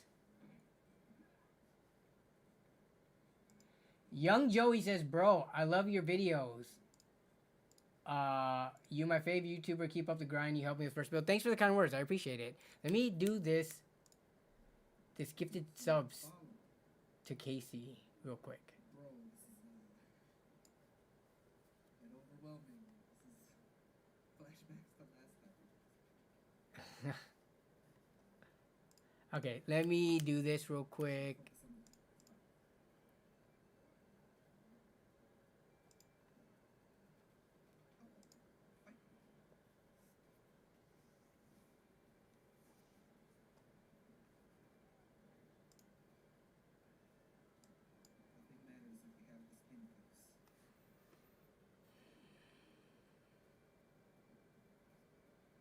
All right, how's this work? People are real, true. All of you are figments of my imagination. Danny? What in the hell?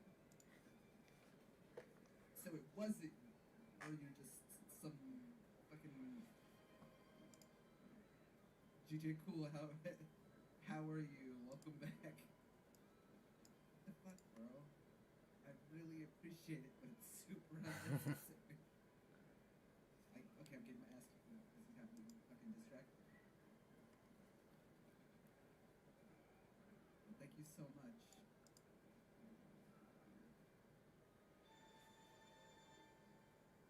That boy grabbed the hell up. Anonymous. What's happening today? Why? There's nothing special going on today. I'm just playing Yakuza and we're hanging out.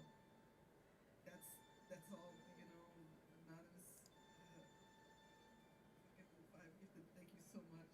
It's super unnecessary, guys. I'm gonna keep saying that. I just like playing games, bro. What was I even? We're fighting. Alright, cool. Let's fight. Hit him with the spin. Hype train. What is this? You guys know how hype trains work on Twitch? Hype train. Setting a new record. Keep going until the clock runs out. 73%? What does that even mean? What do you get when you do a hype train? It's from gifts, yeah. But then what happens when you? Oh, 100%. Man Karate just gifted 5 tier 1 subs. Heck yeah. Jen, why are you here? Fucking why?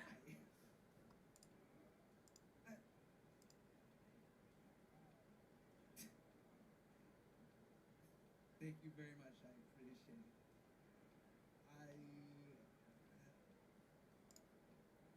I'll just keep spinning. I think people pay attention to the story of this game. It's so distracting.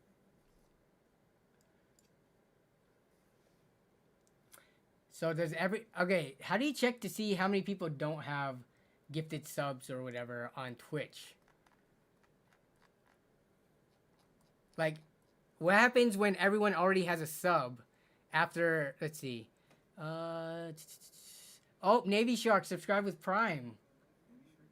Nice.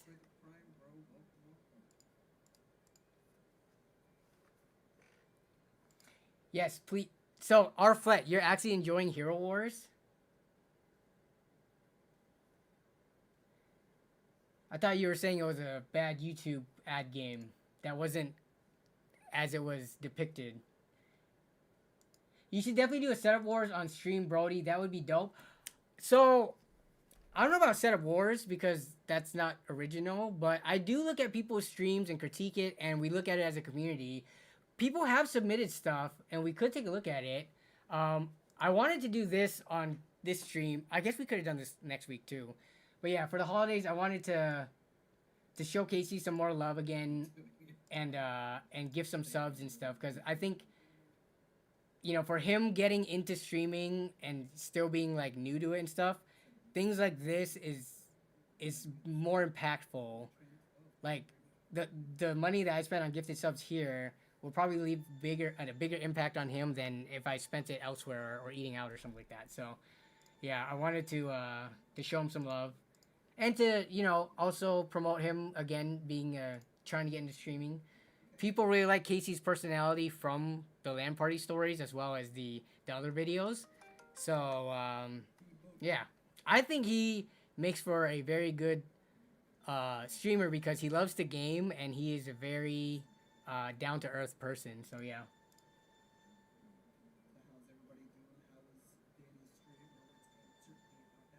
Oh yeah, Antonio. Oh, so I'm Kong's. So yes, I built Antonio, which is Kasey's nephew. I built his computer. So you know Antonio? You're friends with him from college? Yeah, cool. Small world. Again. So I built a number of computers for like Martin, Kasey. I'm trying to think if I helped Aretha with hers, but then like their nephew and stuff too. So yeah. I never tried the freeze-dried Skittles. Okay. Do I need to buy this right now? Do I need to buy these freeze-dried Skittles right now?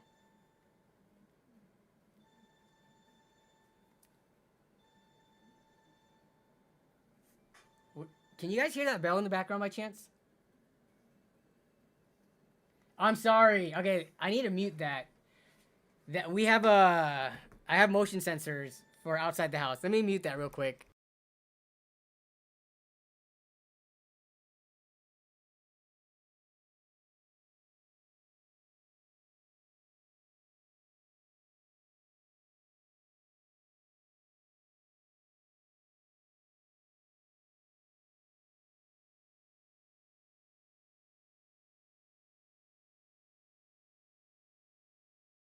I'm surprised no one talked about the bell or the dinging. So yeah, that's just motion sensor for front and back door.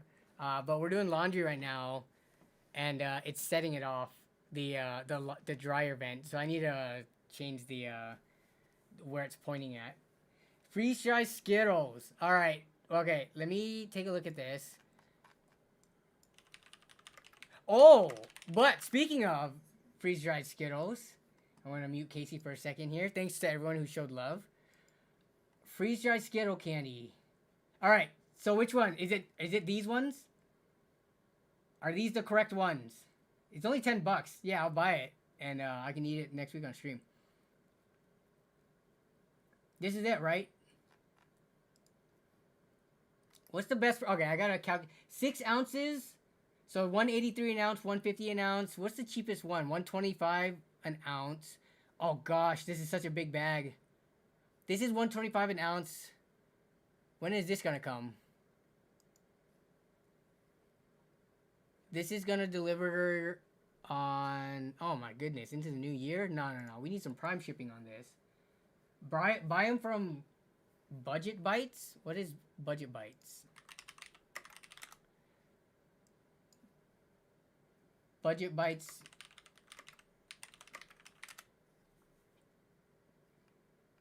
Oh, you're talking about Budget Bytes, the seller on here? Well, I'm just trying to look at the best price per ounce. If I'm going to be honest here. Yeah, so buy any of them. 135 an ounce. Yo, we need this. Where's the prime? Where's the prime shipping here? I might just buy...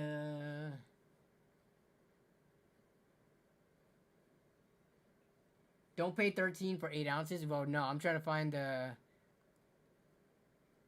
I mean, it's looking like 125 is the best per ounce. But this is a huge bag. I mean, is this something that you could share with the family and stuff like that? Easily? Because I don't mind buying a big bag. And then having this, like... And bringing it to lands and stuff like that. The original is the best. They sell them cheap on TikTok? Okay, let me see. Let me go to TikTok shop. I'm about to buy some candy on TikTok shop right now. Oh, since this has become a thing, we're going to open up TikTok and see what the ad is. The first thing on TikTok is going to be. Let's go. Okay. Oh, glass blowing. Cool. Actually, I'm surprised that this is pretty reasonable. It's a glass blowing video. It wasn't like a thirst trap booty clapping or anything like that. Okay, we're going to TikTok shop and we're gonna buy freeze dried Skittles.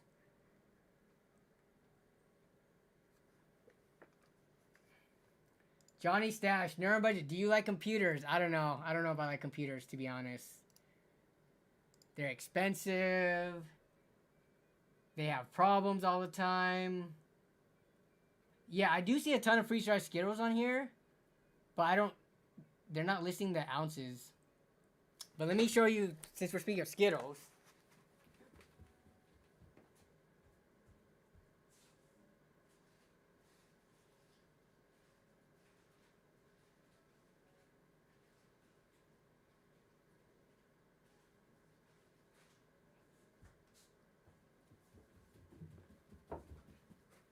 So my sister-in-law recently got back from Mexico, and she bought like candy that they think is only from Mexico. I've never seen this in the U.S., but look at this.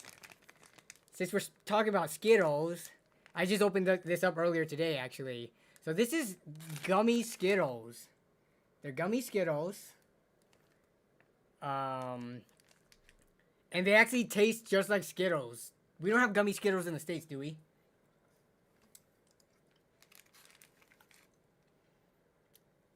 But yeah, no, this is so good.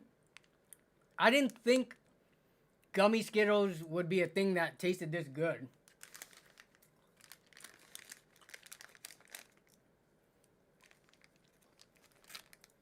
But, okay. Other things, just some Hershey Bites. Other random snacks from Mexico. Some of this, you know, spicy candy. They always got like the spicy powdered candies and stuff like that. As well as like, I don't know, mango or what is this one?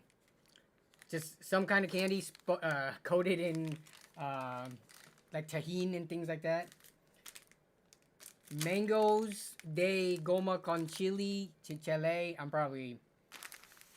Dude, I took Spanish for 3 years, over 15 years ago, and I don't remember anything.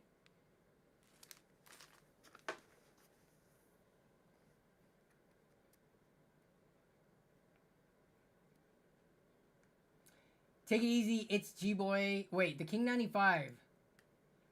Were you the one... I saw someone mention King 95 earlier. Did you want me to pull that up? I apologize that I didn't. But, Maybe I can do that next week. King 95. I thought I saw someone ask something about the King 95 case earlier, but there was too much going on in chat and stuff like that. They are nice cases and worth the price as well. Where'd those Skittles go? Here they are. Yeah. Then, well, the gummy nerds are clusters, right? Yeah, I've had the gummy nerd clusters. Montech King 95 case. Okay. So we gotta check out this case. Oh, wait. I think we pulled this up before. I just forgot the name. Wait. Isn't this the one that when was this at CES or Computech? I forgot which one. Yeah, we brought this up when it was first showcased at one of the trade shows. Can I see the pricing on it? I remember this. My thing about it was I wasn't too much of a fan of this curve. Like, I don't understand why they put a curve in here and instead of just flat panels. I think you probably could have lowered the price of the case by just making it less curve on the glass, but how much is it to begin with? Here's a review from Tech Power Up, but what's the price? Montech, okay. No price on here. Value, it should be on this page. It is $150. $110 for non-RGB. What does it come with the 3 fans already in the 150? If you're in the, okay, so this case looks, for this style of case, this actually looks like a pretty nice case. I personally am not a fan of this style of case.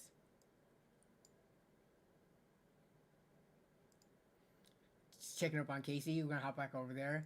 Not bad for half glass, nice aesthetics. Yeah, so the aesthetics is definitely a personal preference thing. I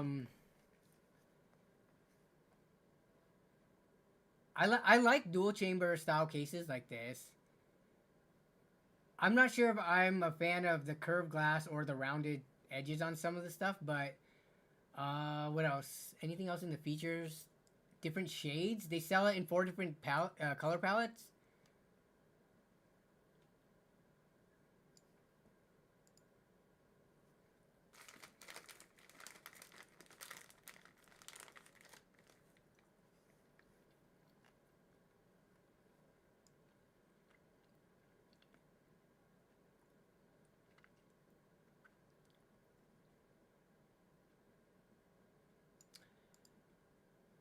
Ooh. My question is, so Montech, even the more expensive Montech cases that I've built in, like the Montech, 1000X or something. So Montech cases are starting to get, like, pricey, right? We know they have a bunch of stuff that's like in the $60, $70 range that's cheap, decked out in RGB. But they're starting to release more premium cases. I've used like the Montech Air 1000 X or whatever that one was. And while it's a nice case, there's still some things about Montech cases that kind of like feel cheap, if you know what I mean. Like, it's hard to explain, but in terms of like the tolerances, the build materials, the thickness of different panels and different parts and stuff, it has a cheap feeling to it. I'm very curious for this case if it's some of these things carry over, right? Like for $150 for a case like this, where did they cut the corners? Aesthetically, it looks good, but in the hand, my guess would be that it would still feel not like a super premium case.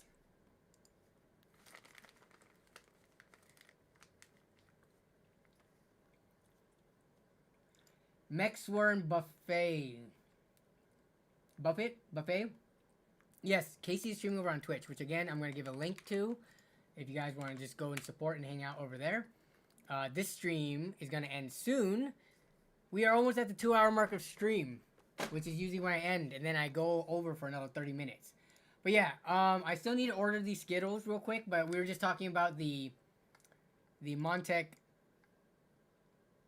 King 95 case. I bet if I reached out, I could get a sample to review. I could buy this too because it's not too expensive, but dude, I have so many cases that if I actually needed a case, I wouldn't, like, I have so many cases to use, so, yeah, I could use that $150 for something else and just get a review unit, but we'll see. Cooler Master, yeah, the Q300L, my issue with that is I built in the Q300L. I think that... Alright, good night. Get some good sleep. Yeah, 5 a.m., that's pretty early to get up for work. So yeah, have a good night. Q300L, this is $40. Yes, I don't... Is it actually still $40? I feel like it's gone up in price. Like, if you look on Amazon right now, wow, they actually have it for 30 bucks. I remember seeing it for like 60 bucks. But, dude, you're not going to get it for at least 3 weeks? What is this? This is from directly from Cooler Master, too. Does Newegg have this?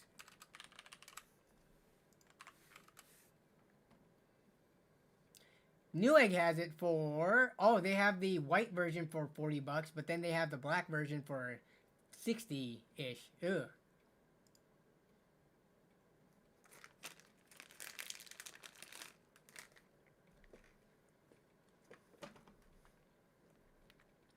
This case does not... Like, when did this come out? Like, 2016, 2017? This case is designed because it's a single chamber. The fact that it doesn't have like a basement or a big rear chamber is just like not fun to build in when we're so spoiled with almost every other case having like a separate compartment with a decent amount of room. So yeah. I mean, there's not many cases going for 40 bucks, so I guess there has to be something to complain about. Also, my biggest complaint about the Q300L definitely is going to be the acrylic side panel. You will get scratches on this. It's not whether or not you will, it's a matter of when. If you get this case, this transparent side panel will get scratches. No matter what.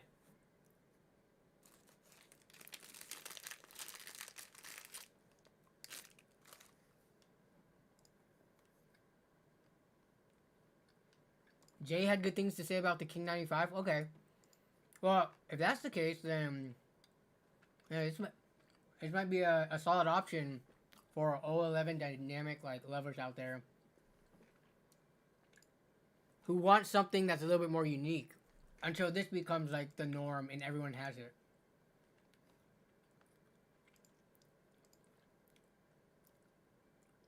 The Q300L is not tempered glass. Yeah, see? Transparent acrylic side panel. Cooler Master recently re-released it. I forgot what the naming is. But they do have one with tempered glass. What is that case called?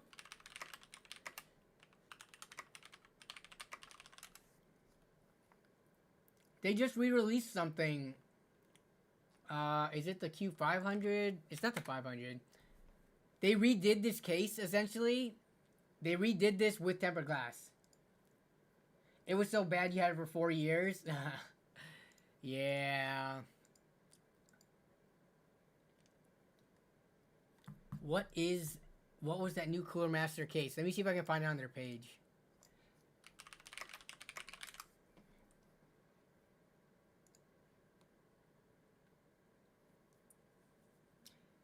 Yes, 850 watts is enough for your i9 14900 KF with the 3070. 850 is enough. Alright, PC cases, Cooler Master. What do you got?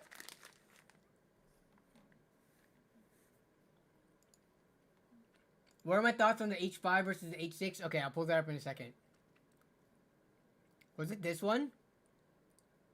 Oh, here. Q300LV2. It is the same name, but it is V2. If I can... Okay. Can I find it anywhere except for the Cooler Master website? Amazon. Hey, this actually isn't priced that bad. Okay. Surprisingly, under 60 bucks. Actual tempered glass, but you still get the bad layout of the rest of the case, unfortunately. Yeah, look at that. See, you have your power supply and your cables just all showing, which if you're okay with that, then that's fine. No worries, MC dude. Have a good day. Yeah, so for this one, they improved it. You see how the front panel stuff is put right here. The only reason the other one couldn't be tempered glass was because of this right here.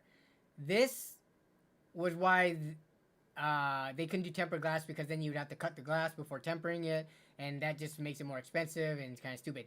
So they moved all this onto this bar right here so that they can have a nice square panel, which is the easiest shape to cut glass out of. So now you do have it. And then they improved on the breathability on the front here, because there were some complaints when you put high-powered components into the old design. But yeah, still at this, I mean, 60 bucks. Obviously, there's going to be stuff to complain about, and my biggest complaint is the chamber design. Yes, I have seen the Cube flat pack, which is kind of interesting. Cooler Master, is a Q500 flat? Is that what it's called? Flat pack back. So this thing, they ship to you like IKEA furniture, and you build it yourself, like each of the panels. Yeah, so it is like fully modular.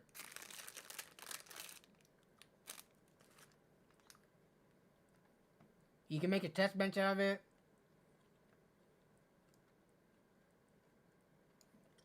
You can, for some reason, if you want to swap the side panels on each side.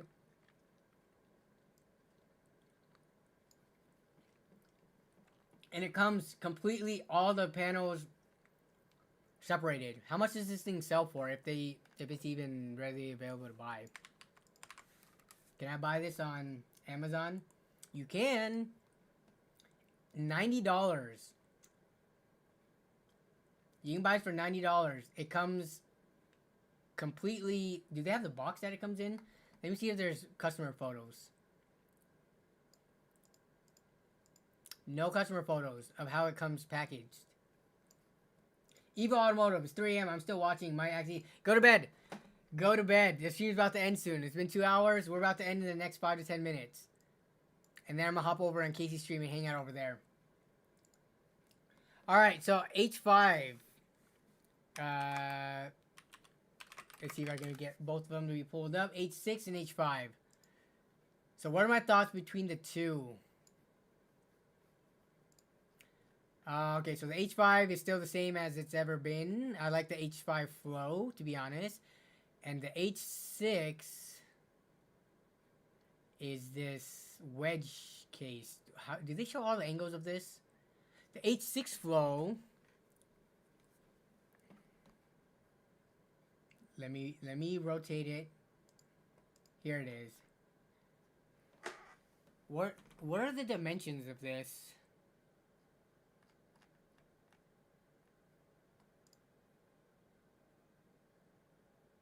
Are they the same price? This one's a little cheaper at 95. I guess 120 normally. And this one's 110.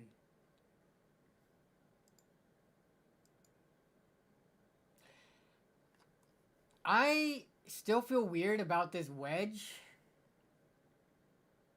This case is wider than this one, for sure. To be able to fit this wedge in here and still get some tempered glass in the front, this has to be wider, right? I don't see the dimensions. Let me see if they have the dimensions real quick here.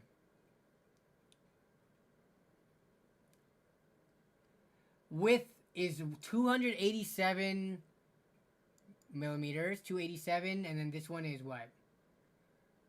The width on this one is so it's 6 centimeters wider. This one, the H5 is 227, and this one is 287. You're talking about 6 centimeters, which is what, to 2.5 inches. So it is wider. Oh, sorry.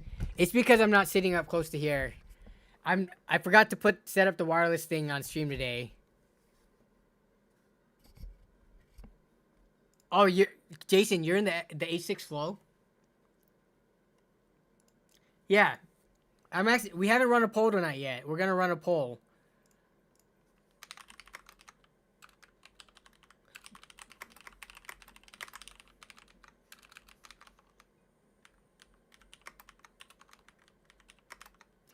Between these two. We're talking about aesthetics here. We're not talking about cooling performance. We're not talking about anything else. What it supports. Just which one do you like the look of better? H6 or the H5? I think I still like the H5 more. If it wasn't for the wedge, I might like this more. Like if they but then it'd be an 011 clone. They made the wedge, I think, to make it look slightly different. Because if there was no wedge, it would literally look like an 011 clone. But I do like, in general, the design of these cases. Because you don't have a power supply at the bottom. And like, you see the full chamber. This is a dual chamber design with a big, thick section on the back. For cable management and stuffing cables and RGB controllers and stuff like that. I do like it. It's just the wedge still throws me off. So far, the votes are coming in. It's pretty split. Wedge make it look off. H6 hands down. H6 flows, Jason approved. There's no angle glass though. Wait.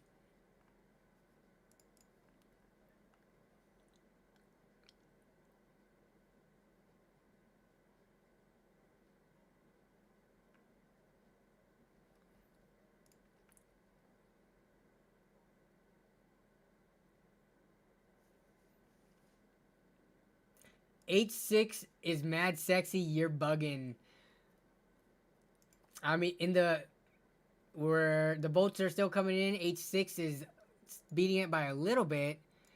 It is mad sexy when you're only looking on this side. But even this photo, you can tell that the front is not as wide as the back. Like, you know there's some, like, trapezoid weirdness going on here from this angle because the front is narrower than the backside due to that wedge. But maybe it'll grow on me. I don't know. Okay, I should preface this with that. Just knowing that it's an NZXT case, cable management building in it will be a breeze and everything like that. It's just I need time to get used to something like this, man. Craig Lilly says, I was going to vote for the H6, but then Jason said he liked it, so. I love not having to worry about cable management in the back. That is one nice thing about it. Look at all the room. Look at that. That's so much room.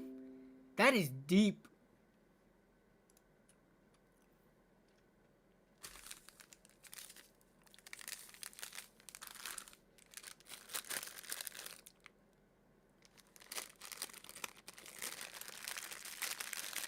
You think for a first time? Yeah. First time PC builder, H5 flow, H6 flow, whichever. Both are fine. Oh, this is actually sold out. Interesting. I can see why. $109, that's such an attractive price point for a case that looks like, you know, has this much glass. That looks this premium. Is it available anywhere else?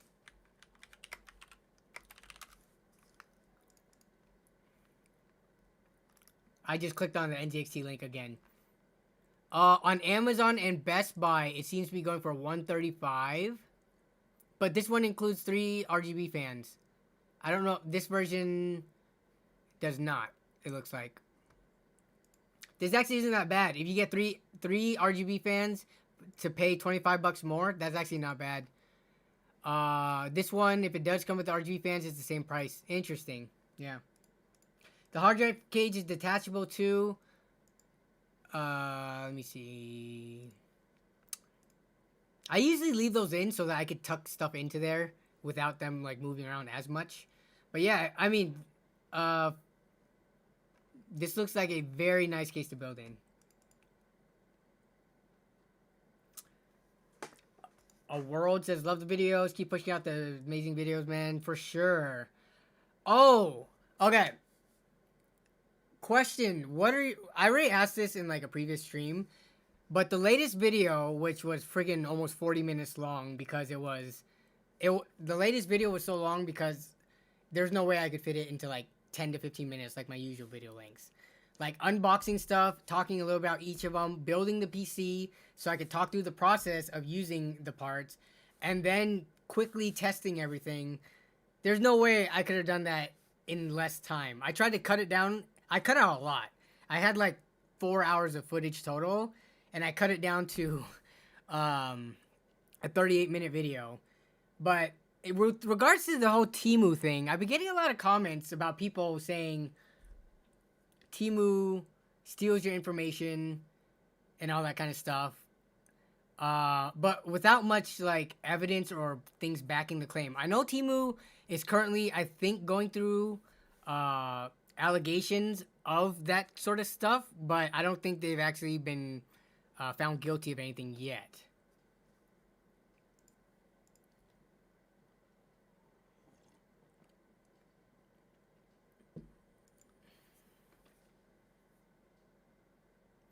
TEMU is just sketchy AF.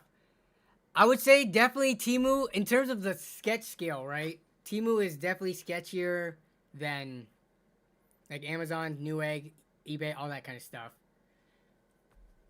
You'll stick to AliExpress. You know, when AliExpress, like, I'm talking about years ago. I don't remember when AliExpress came out. But I remember when AliExpress first hit the scene, AliExpress and Alibaba.com. Alibaba, if you didn't know, was like for people to buy in mass bulk, and AliExpress is kind of like the Amazon version of the same stuff that you could get on Alibaba, except not in as much bulk. I remember people had their reservations about AliExpress as well when it wasn't as widely used and available.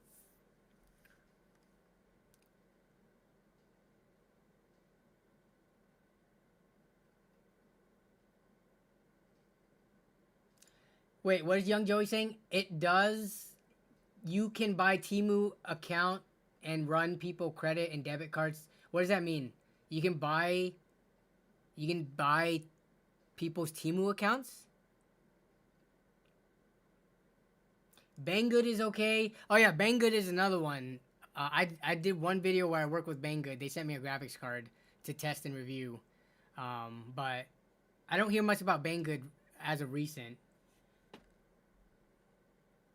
TEMU is annoyingly predatory in their fake coupon promos, but outside of that, they are better than Wish and AliExpress. Better than AliExpress? You mean price-wise, or in what way, Jason? Just be smart. Yeah, I would say this is the one thing.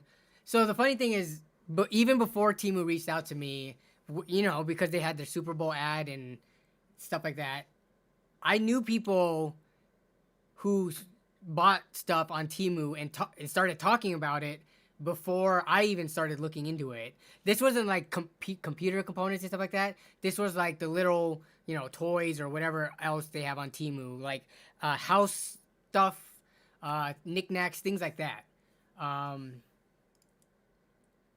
People are selling hacked accounts. TEMU, how is TEMU responsible for that? Is that here? Let me see. I want to learn more about this because they did sponsor the video. But TEMU hacked accounts being stolen. Are complaining they've been hacked after using the site. TikToker user Dimples Queens. Okay, PSA account details getting stolen using TEMU.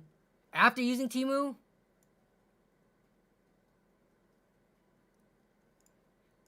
You've heard, okay, see, this is the thing that I don't like. I have heard multiple stories from friends of mine with their bank account details getting stolen after using TEMU and getting money stolen from their accounts. How does are people paying with their direct bank accounts on any app like this? I paid with PayPal's. We'll wait to see if my PayPal information gets stolen. But some of these anecdotal stories, I'm based in Australia, so all reports people are sharing bank accounts. However, it's happening to people. I don't know. If people show me more hard evidence than these anecdotal Reddit stories, then I would believe it more. But NBC Chicago, here we go. Better Business Bureau. Let me see. A World says, I've stupidly spent like $200 on TEMU. I've been fine. I've used PayPal to pay, so I'm not quite sure about. So the whole stolen info part, yeah, that is definitely raises an eyebrow. But I don't know how much merit there is to these stories. Again, I did the one-off video for TEMU sponsorship. You know, I was able to check out some of their components. I was completely honest in my review about it. Even in the video, I said this case isn't good. It wasn't worth the stupid price they had it at before the sales. I talked about the RAM not being worth it because you can get the same, if not better, RAM in the States. So it was still a fun video to check out the fact that they sold computer parts that work. They might not be the best value, but it was still interesting to check out.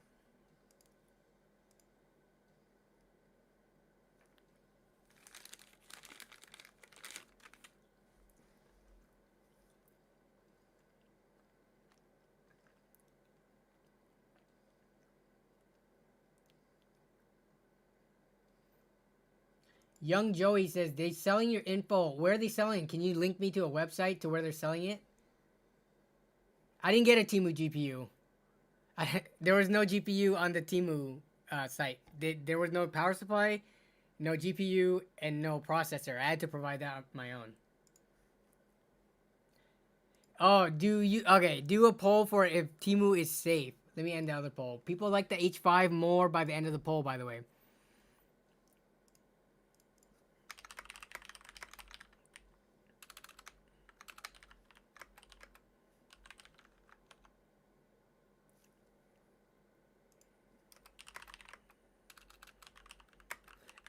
Do you think TEMU is safe to shop on? Yeah, I'm expecting everyone to say no.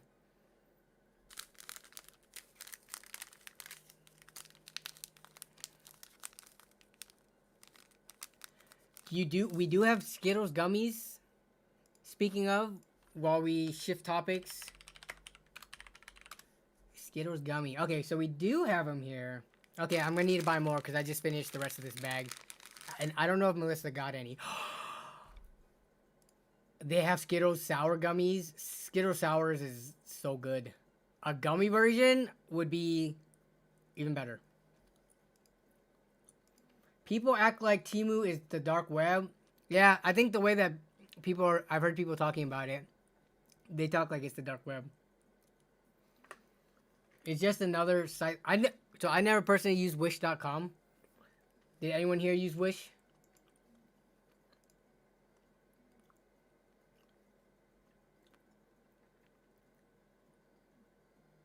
The one from the video? No. That's my RTX 3070 that I keep on hand in case I need to test. And I might eventually put it into a build to, like, you know, for friends or family or something. But no. I usually try to keep one of different graphics cards on hand, especially relevant ones like the 3070, just in case for whatever reason.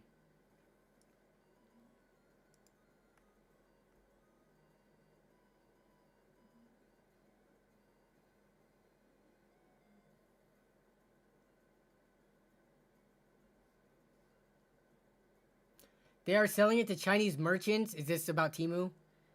That the selling of the information? If you use YouTube, Google, if you've ever used Facebook, Twitter, even Windows, I feel like this is not to say like, oh, I'm completely okay with companies selling your information. But I feel like information selling in this digital age has almost become a norm. So I found it funny when people nitpick the fact that TEMU did it. And I haven't seen enough hard evidence as to the degree of which they do it. But everyone is selling user data. So, not to say it's not a problem, but why is it a bigger deal when a newer company or app does it versus something that you've been letting happen for like the last 10 years or so? YouTube sells your data too, guys. It's likely that information's been sold already. Lol. Why would a Chinese merchant want your info so that they could Nigerian prince scam you? That's why. I wish TEMU was good as AliExpress. So yeah. With regards to my conclusion of the TEMU video, I feel like over time they could become a better competitor to something like AliExpress. They just need more with regards to us like PC gamers and stuff. They need more actual components, because right now the only thing you can find over there are like the dumb components.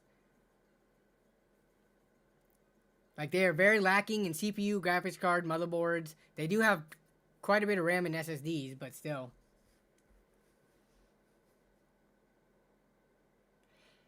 Info selling is rife these days. Why do we accept it? That's a good question. Now, you being on YouTube already answers it. It's because the pros outweighs the cons, right? You could have your information completely safe if you just got off of the internet and if you didn't use any smart devices. But isn't the cost of your information being sold off, isn't that like not even comparable to how beneficial our lives are with the internet, with all of our gadgets and electronics and stuff like that?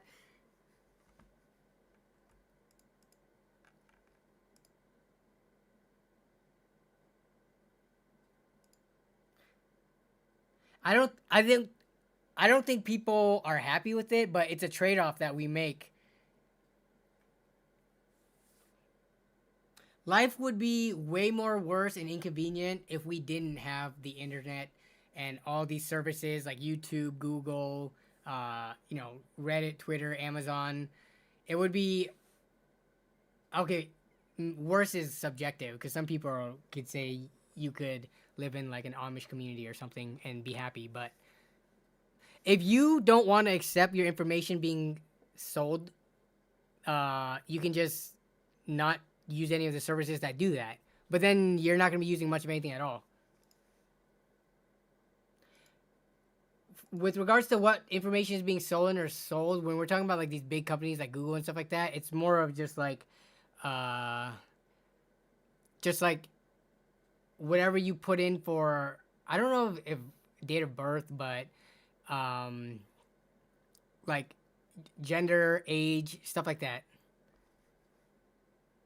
Maybe your tendencies and stuff that you search.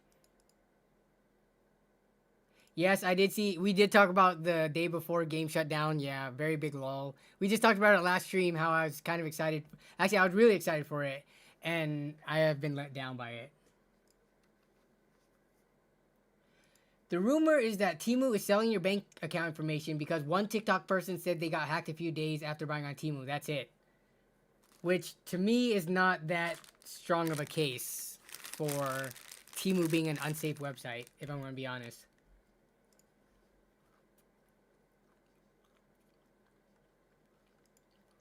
They sell your data to know what ads to play. Exactly.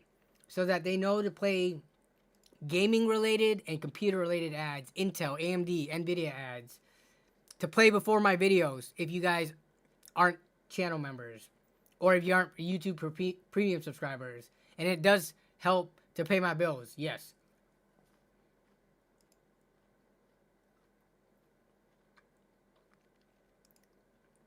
Okay. RX 580, 8 gigabytes for $60. I feel like that's a little bit on the high end. I feel like you can get one on eBay for cheaper than that. Which means if you're picking it up in person, you should definitely pay less than that. Parts only, parts only. Come on. Where's the non-parts only? Is this how much they're going for? Wait up. Has graphics card prices gone up in like the last month? What the heck?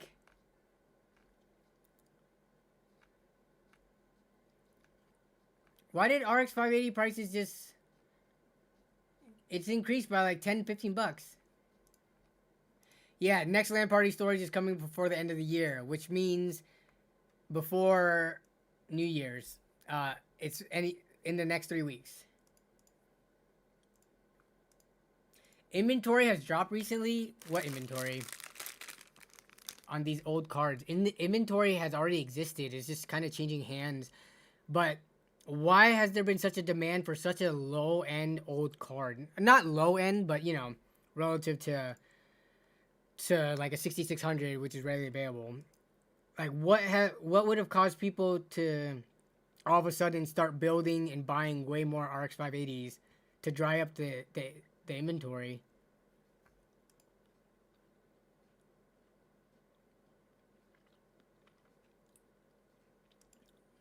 Yeah, after their official announcement of ending driver support, somehow the prices has gone up.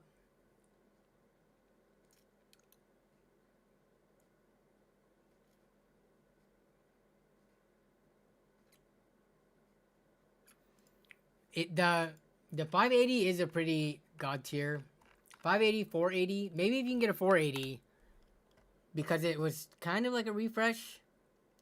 So many parts only. Jeez, even the 480 8GB has gone up in price? Wait, what? No way. Yeah, these are same thing too. You know what? How about 570? That's not that bad. I don't know if I care too much about a RX 570 being 8GB because it's not that powerful of a graphics card to begin with. Oh my god, so many people are selling parts only stuff. Yeah, you can get these for about 55. Okay, it's not that much better. Dang.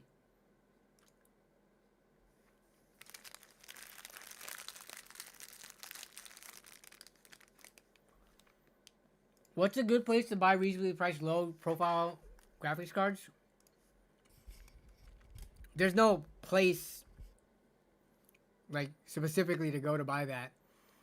I would look in your local market first, assuming you're okay with used. I don't know how many cards you can really buy new that are like capable in low profile, and if so, usually they're a bit more expensive on like Amazon and Newegg. But yeah, those are like the only places. Unfortunately, there's no like one go-to spot to get the best prices on low profile graphics cards. They're kind of niche, so they are expensive in that regard.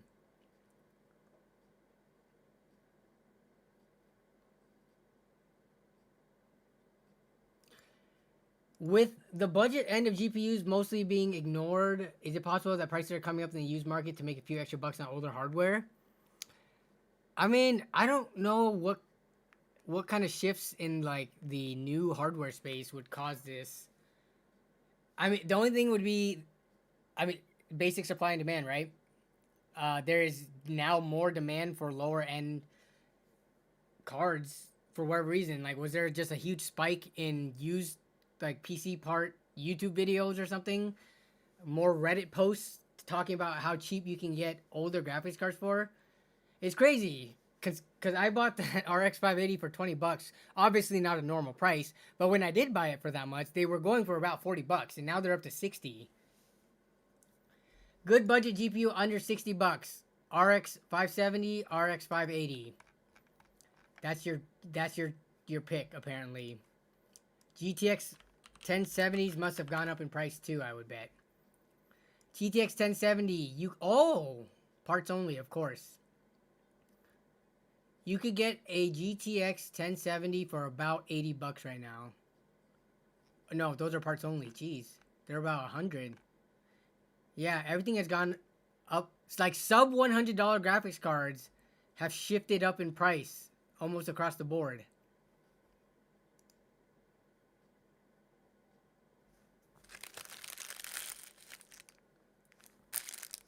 Huge spike in people wanting budget builds. That's gotta be it. Yeah. So in this case, when you buy a graphics card that was $50 with 15 shipping, I call that a $65 graphics card, not a $50 graphics card. tax, I can understand ignoring. Like saying that you got something before tax is fine, but if the shipping cost is $15 on a $50 item, I'm bundling that. I'm calling that a $65 graphics card.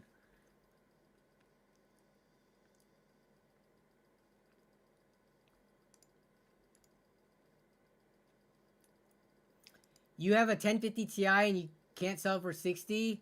Yeah, I mean, one of the things about these listings too is that just because it's priced this much doesn't mean it's gonna move at that price. So we look for 1050 Ti's. You can actually get in working condition 1050 Ti's for 40 bucks. Those are bids. Sorry, let me go to buy it now. Buy it now. You can get box only. People are selling $30 boxes. Come on, get out of here. Wow, there's not many 1050 Ti's on eBay. What is... This looks like one of those sketchy fake ones right here. This one, I guess it is... This is the one from, what is this? Like, what brand is this? It's like one of the Chinese generic rebrands or something.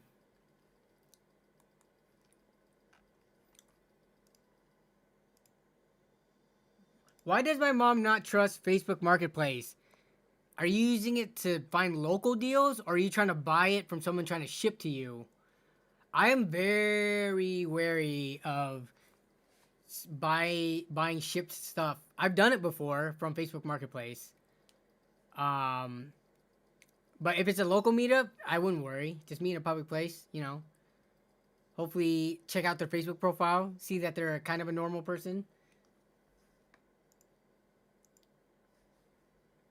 Yeah, for local, I don't know. I feel like it's also one of those parent mentality of, especially if they were around when Craigslist was still like the dominant marketplace for buying and selling used stuff. There were some horror stories and like sketchy stuff happening on Craigslist, people getting robbed and stuff like that. So they might be thinking that same thing can happen even with Facebook Marketplace. Facebook Marketplace is full of flakes. I have never had someone not meet up after they said they had agreed on the price or whatever and set up a meet time.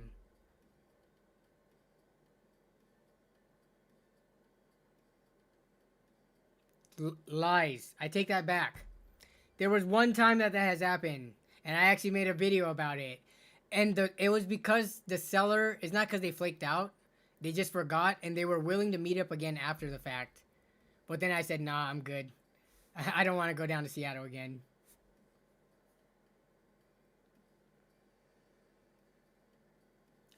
What do I think of coil? That's an interesting question.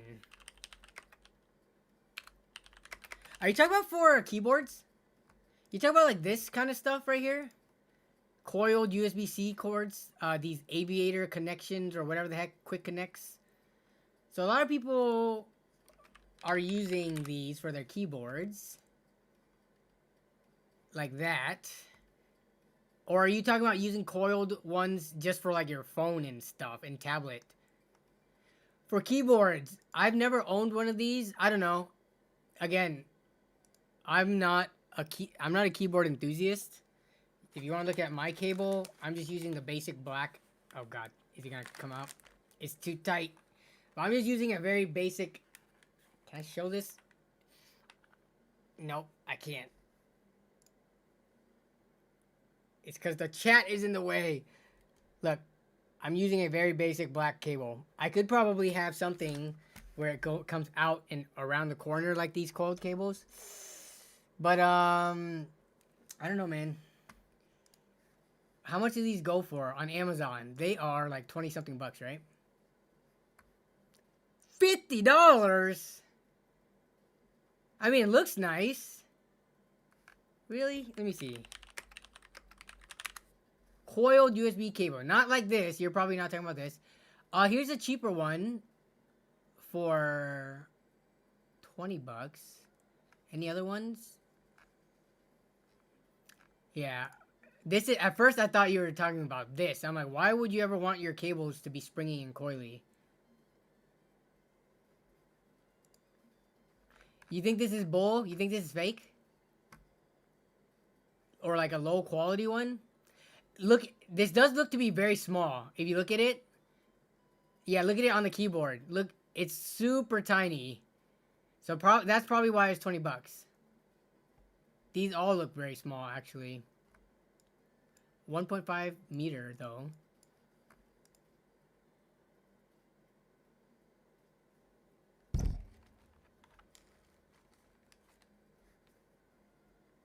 Give me a one-piece cable anytime. Yeah, I mean, this is just the trend. I wonder how long this trend is gonna last of having these, like, quick connect.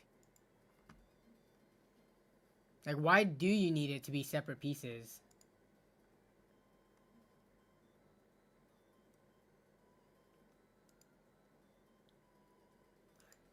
Ceramic keycaps from Key. Okay, we're 30 minutes past my overdue time. This is the last thing I'm looking at. Full ceramics.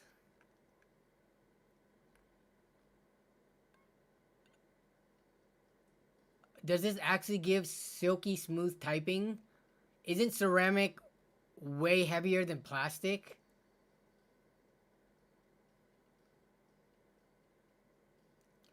And they still embed a plastic stem in it, though.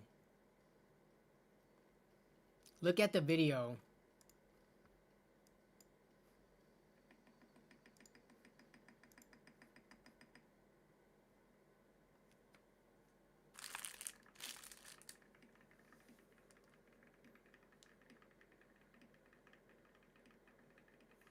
Okay, even with this video, I've heard keyboards that sound similar to this because they do all these different, like, okay, if you see it on here, whoops, that's not gonna work. I have to open it here. ASMR 1 hour of keyboard typing. Yeah, they've got like a specific plate in here. What, they have foam in here? Specific lubes. Wow, they use different lubes for different portions. Dude, the whole keyboard enthusiast thing, I don't think I will ever understand or get into it, just because yeah, it's just way too expensive for what it is. The weight is good with the right switches, so you have to have the right switches. I'm trying to think of if I'm into anything that is similar to the keyboard. I wouldn't say, like, my computers for me as a hobby, like, I wouldn't say it's even close to the same level as spending hundreds, if not close to thousands of dollars on something as simple as a keyboard. Like with PC components, usually when you spend more, you get much more, like, it scales a little bit better, right? And it's not subjective, it is objective. You spend double the price on a processor, you get better performance. Whereas with a keyboard, you get better sound, which is subjective. You get a better typing experience, which is subjective. It's not the same as actually like benchmarking or getting more FPS in a game. So yeah, I don't think I would ever get into the keyboard hobby. It's too crazy.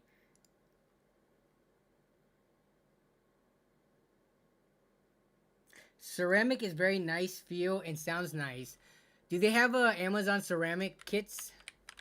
Ceramic keycaps. Honey milk, probably not. And if they did, it would be pretty expensive, right? Yeah, so is this the only company making ceramic keycaps? Because it doesn't look like Amazon has any. You pay to be more responsive. I think the difference is, though, like, for a computer part, you could never get a part for, like, $100 to perform the same as $400, no matter what you do. But if you're talking about responsiveness, you're saying you couldn't build a keyboard that doesn't use ceramic keycaps or any of the special stuff to be as responsive? And I don't know. Like, I don't build custom keyboards and stuff, so I can't speak on it.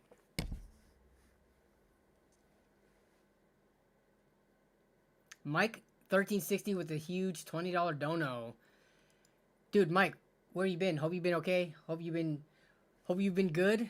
But we are talking keyboards, and I'm using the Keychron K4. Yo, where are the... Did I turn them off? Spitfire alert. Hello.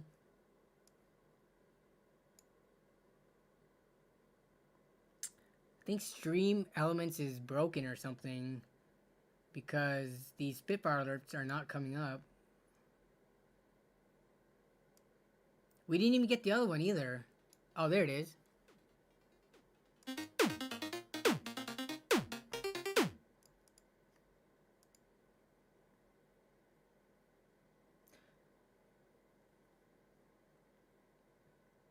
I'm not trying to talk down on people who are into like keyboards and stuff like that, though. Obviously, everyone has their own hobbies. There are plenty of other hobbies out there where you could spend a ton of money on and get like, you know, not... It doesn't scale with how much you spend with regards to like objective performance, but it's just I could never get into keyboards for the most part. Like, I understand going from like a membrane keyboard to mechanical is a huge step, but I'm happy at that mechanical, you know, basic pre-built mechanical step.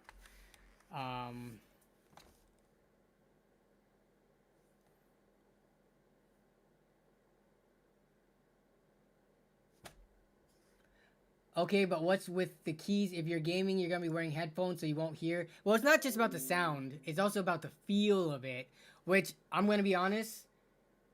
Now that I think about it, when I type in game, if I have a keyboard that isn't complete crap, that is good enough for me.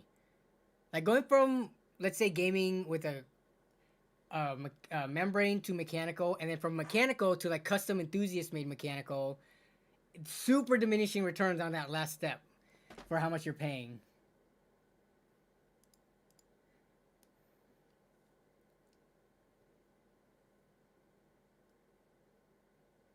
I've not played Baldur's Gate 3. I have had multiple people try to convince me to play it, but I have not played it yet.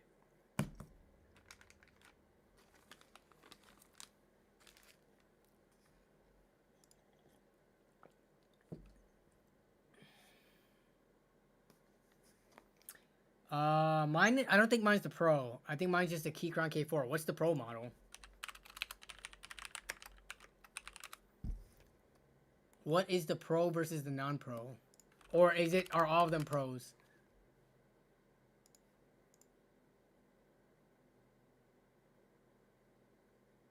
The switch type?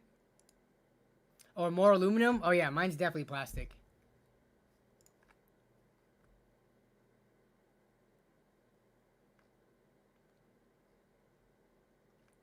Mine is wired and wireless though, so I don't think that is a unique feature of the Pro.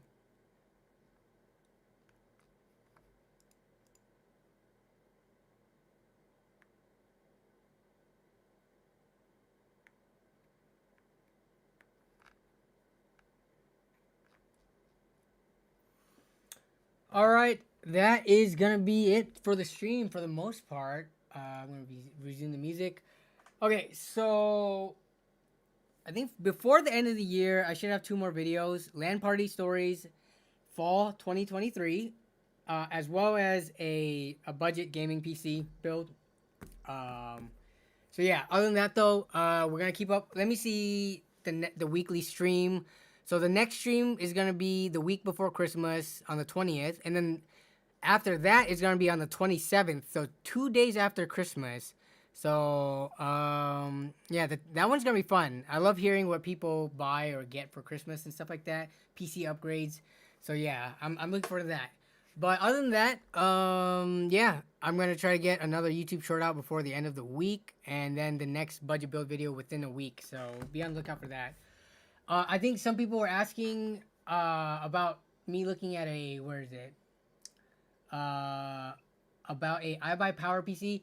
So every week during the stream, especially on like weeks like this, where we just kind of chill and hang out, if you guys come to the stream early enough and submit to the Discord, which Discord with the updated inbound link is in the description, you could post stuff that you want me to look at, or you could post like, hey, can we look at pre-builts from Skytech or iBuyPower? And we could do that throughout the stream, just so that not only can I give input on it, the community could also give input, and then we could help people decide, you know, what is the best buy. We did that earlier tonight with the person who had $600 to spend on a PC. But yeah, we're at the end of the stream now, so I can't do it right now. You can still join the Discord and try to ask questions, and there are people there who are down to help. But for on stream, I got to end because we are 43 minutes past the 2-hour mark. Every single week this happens. So yeah, everyone, hope you have a good rest of your night and your rest of the week, and enjoy the weekend coming up. Yeah, and I will see you on the Discord server, as well as in the comments of any YouTube short or videos that come out until next week's stream. So take it easy, everyone. Bye-bye.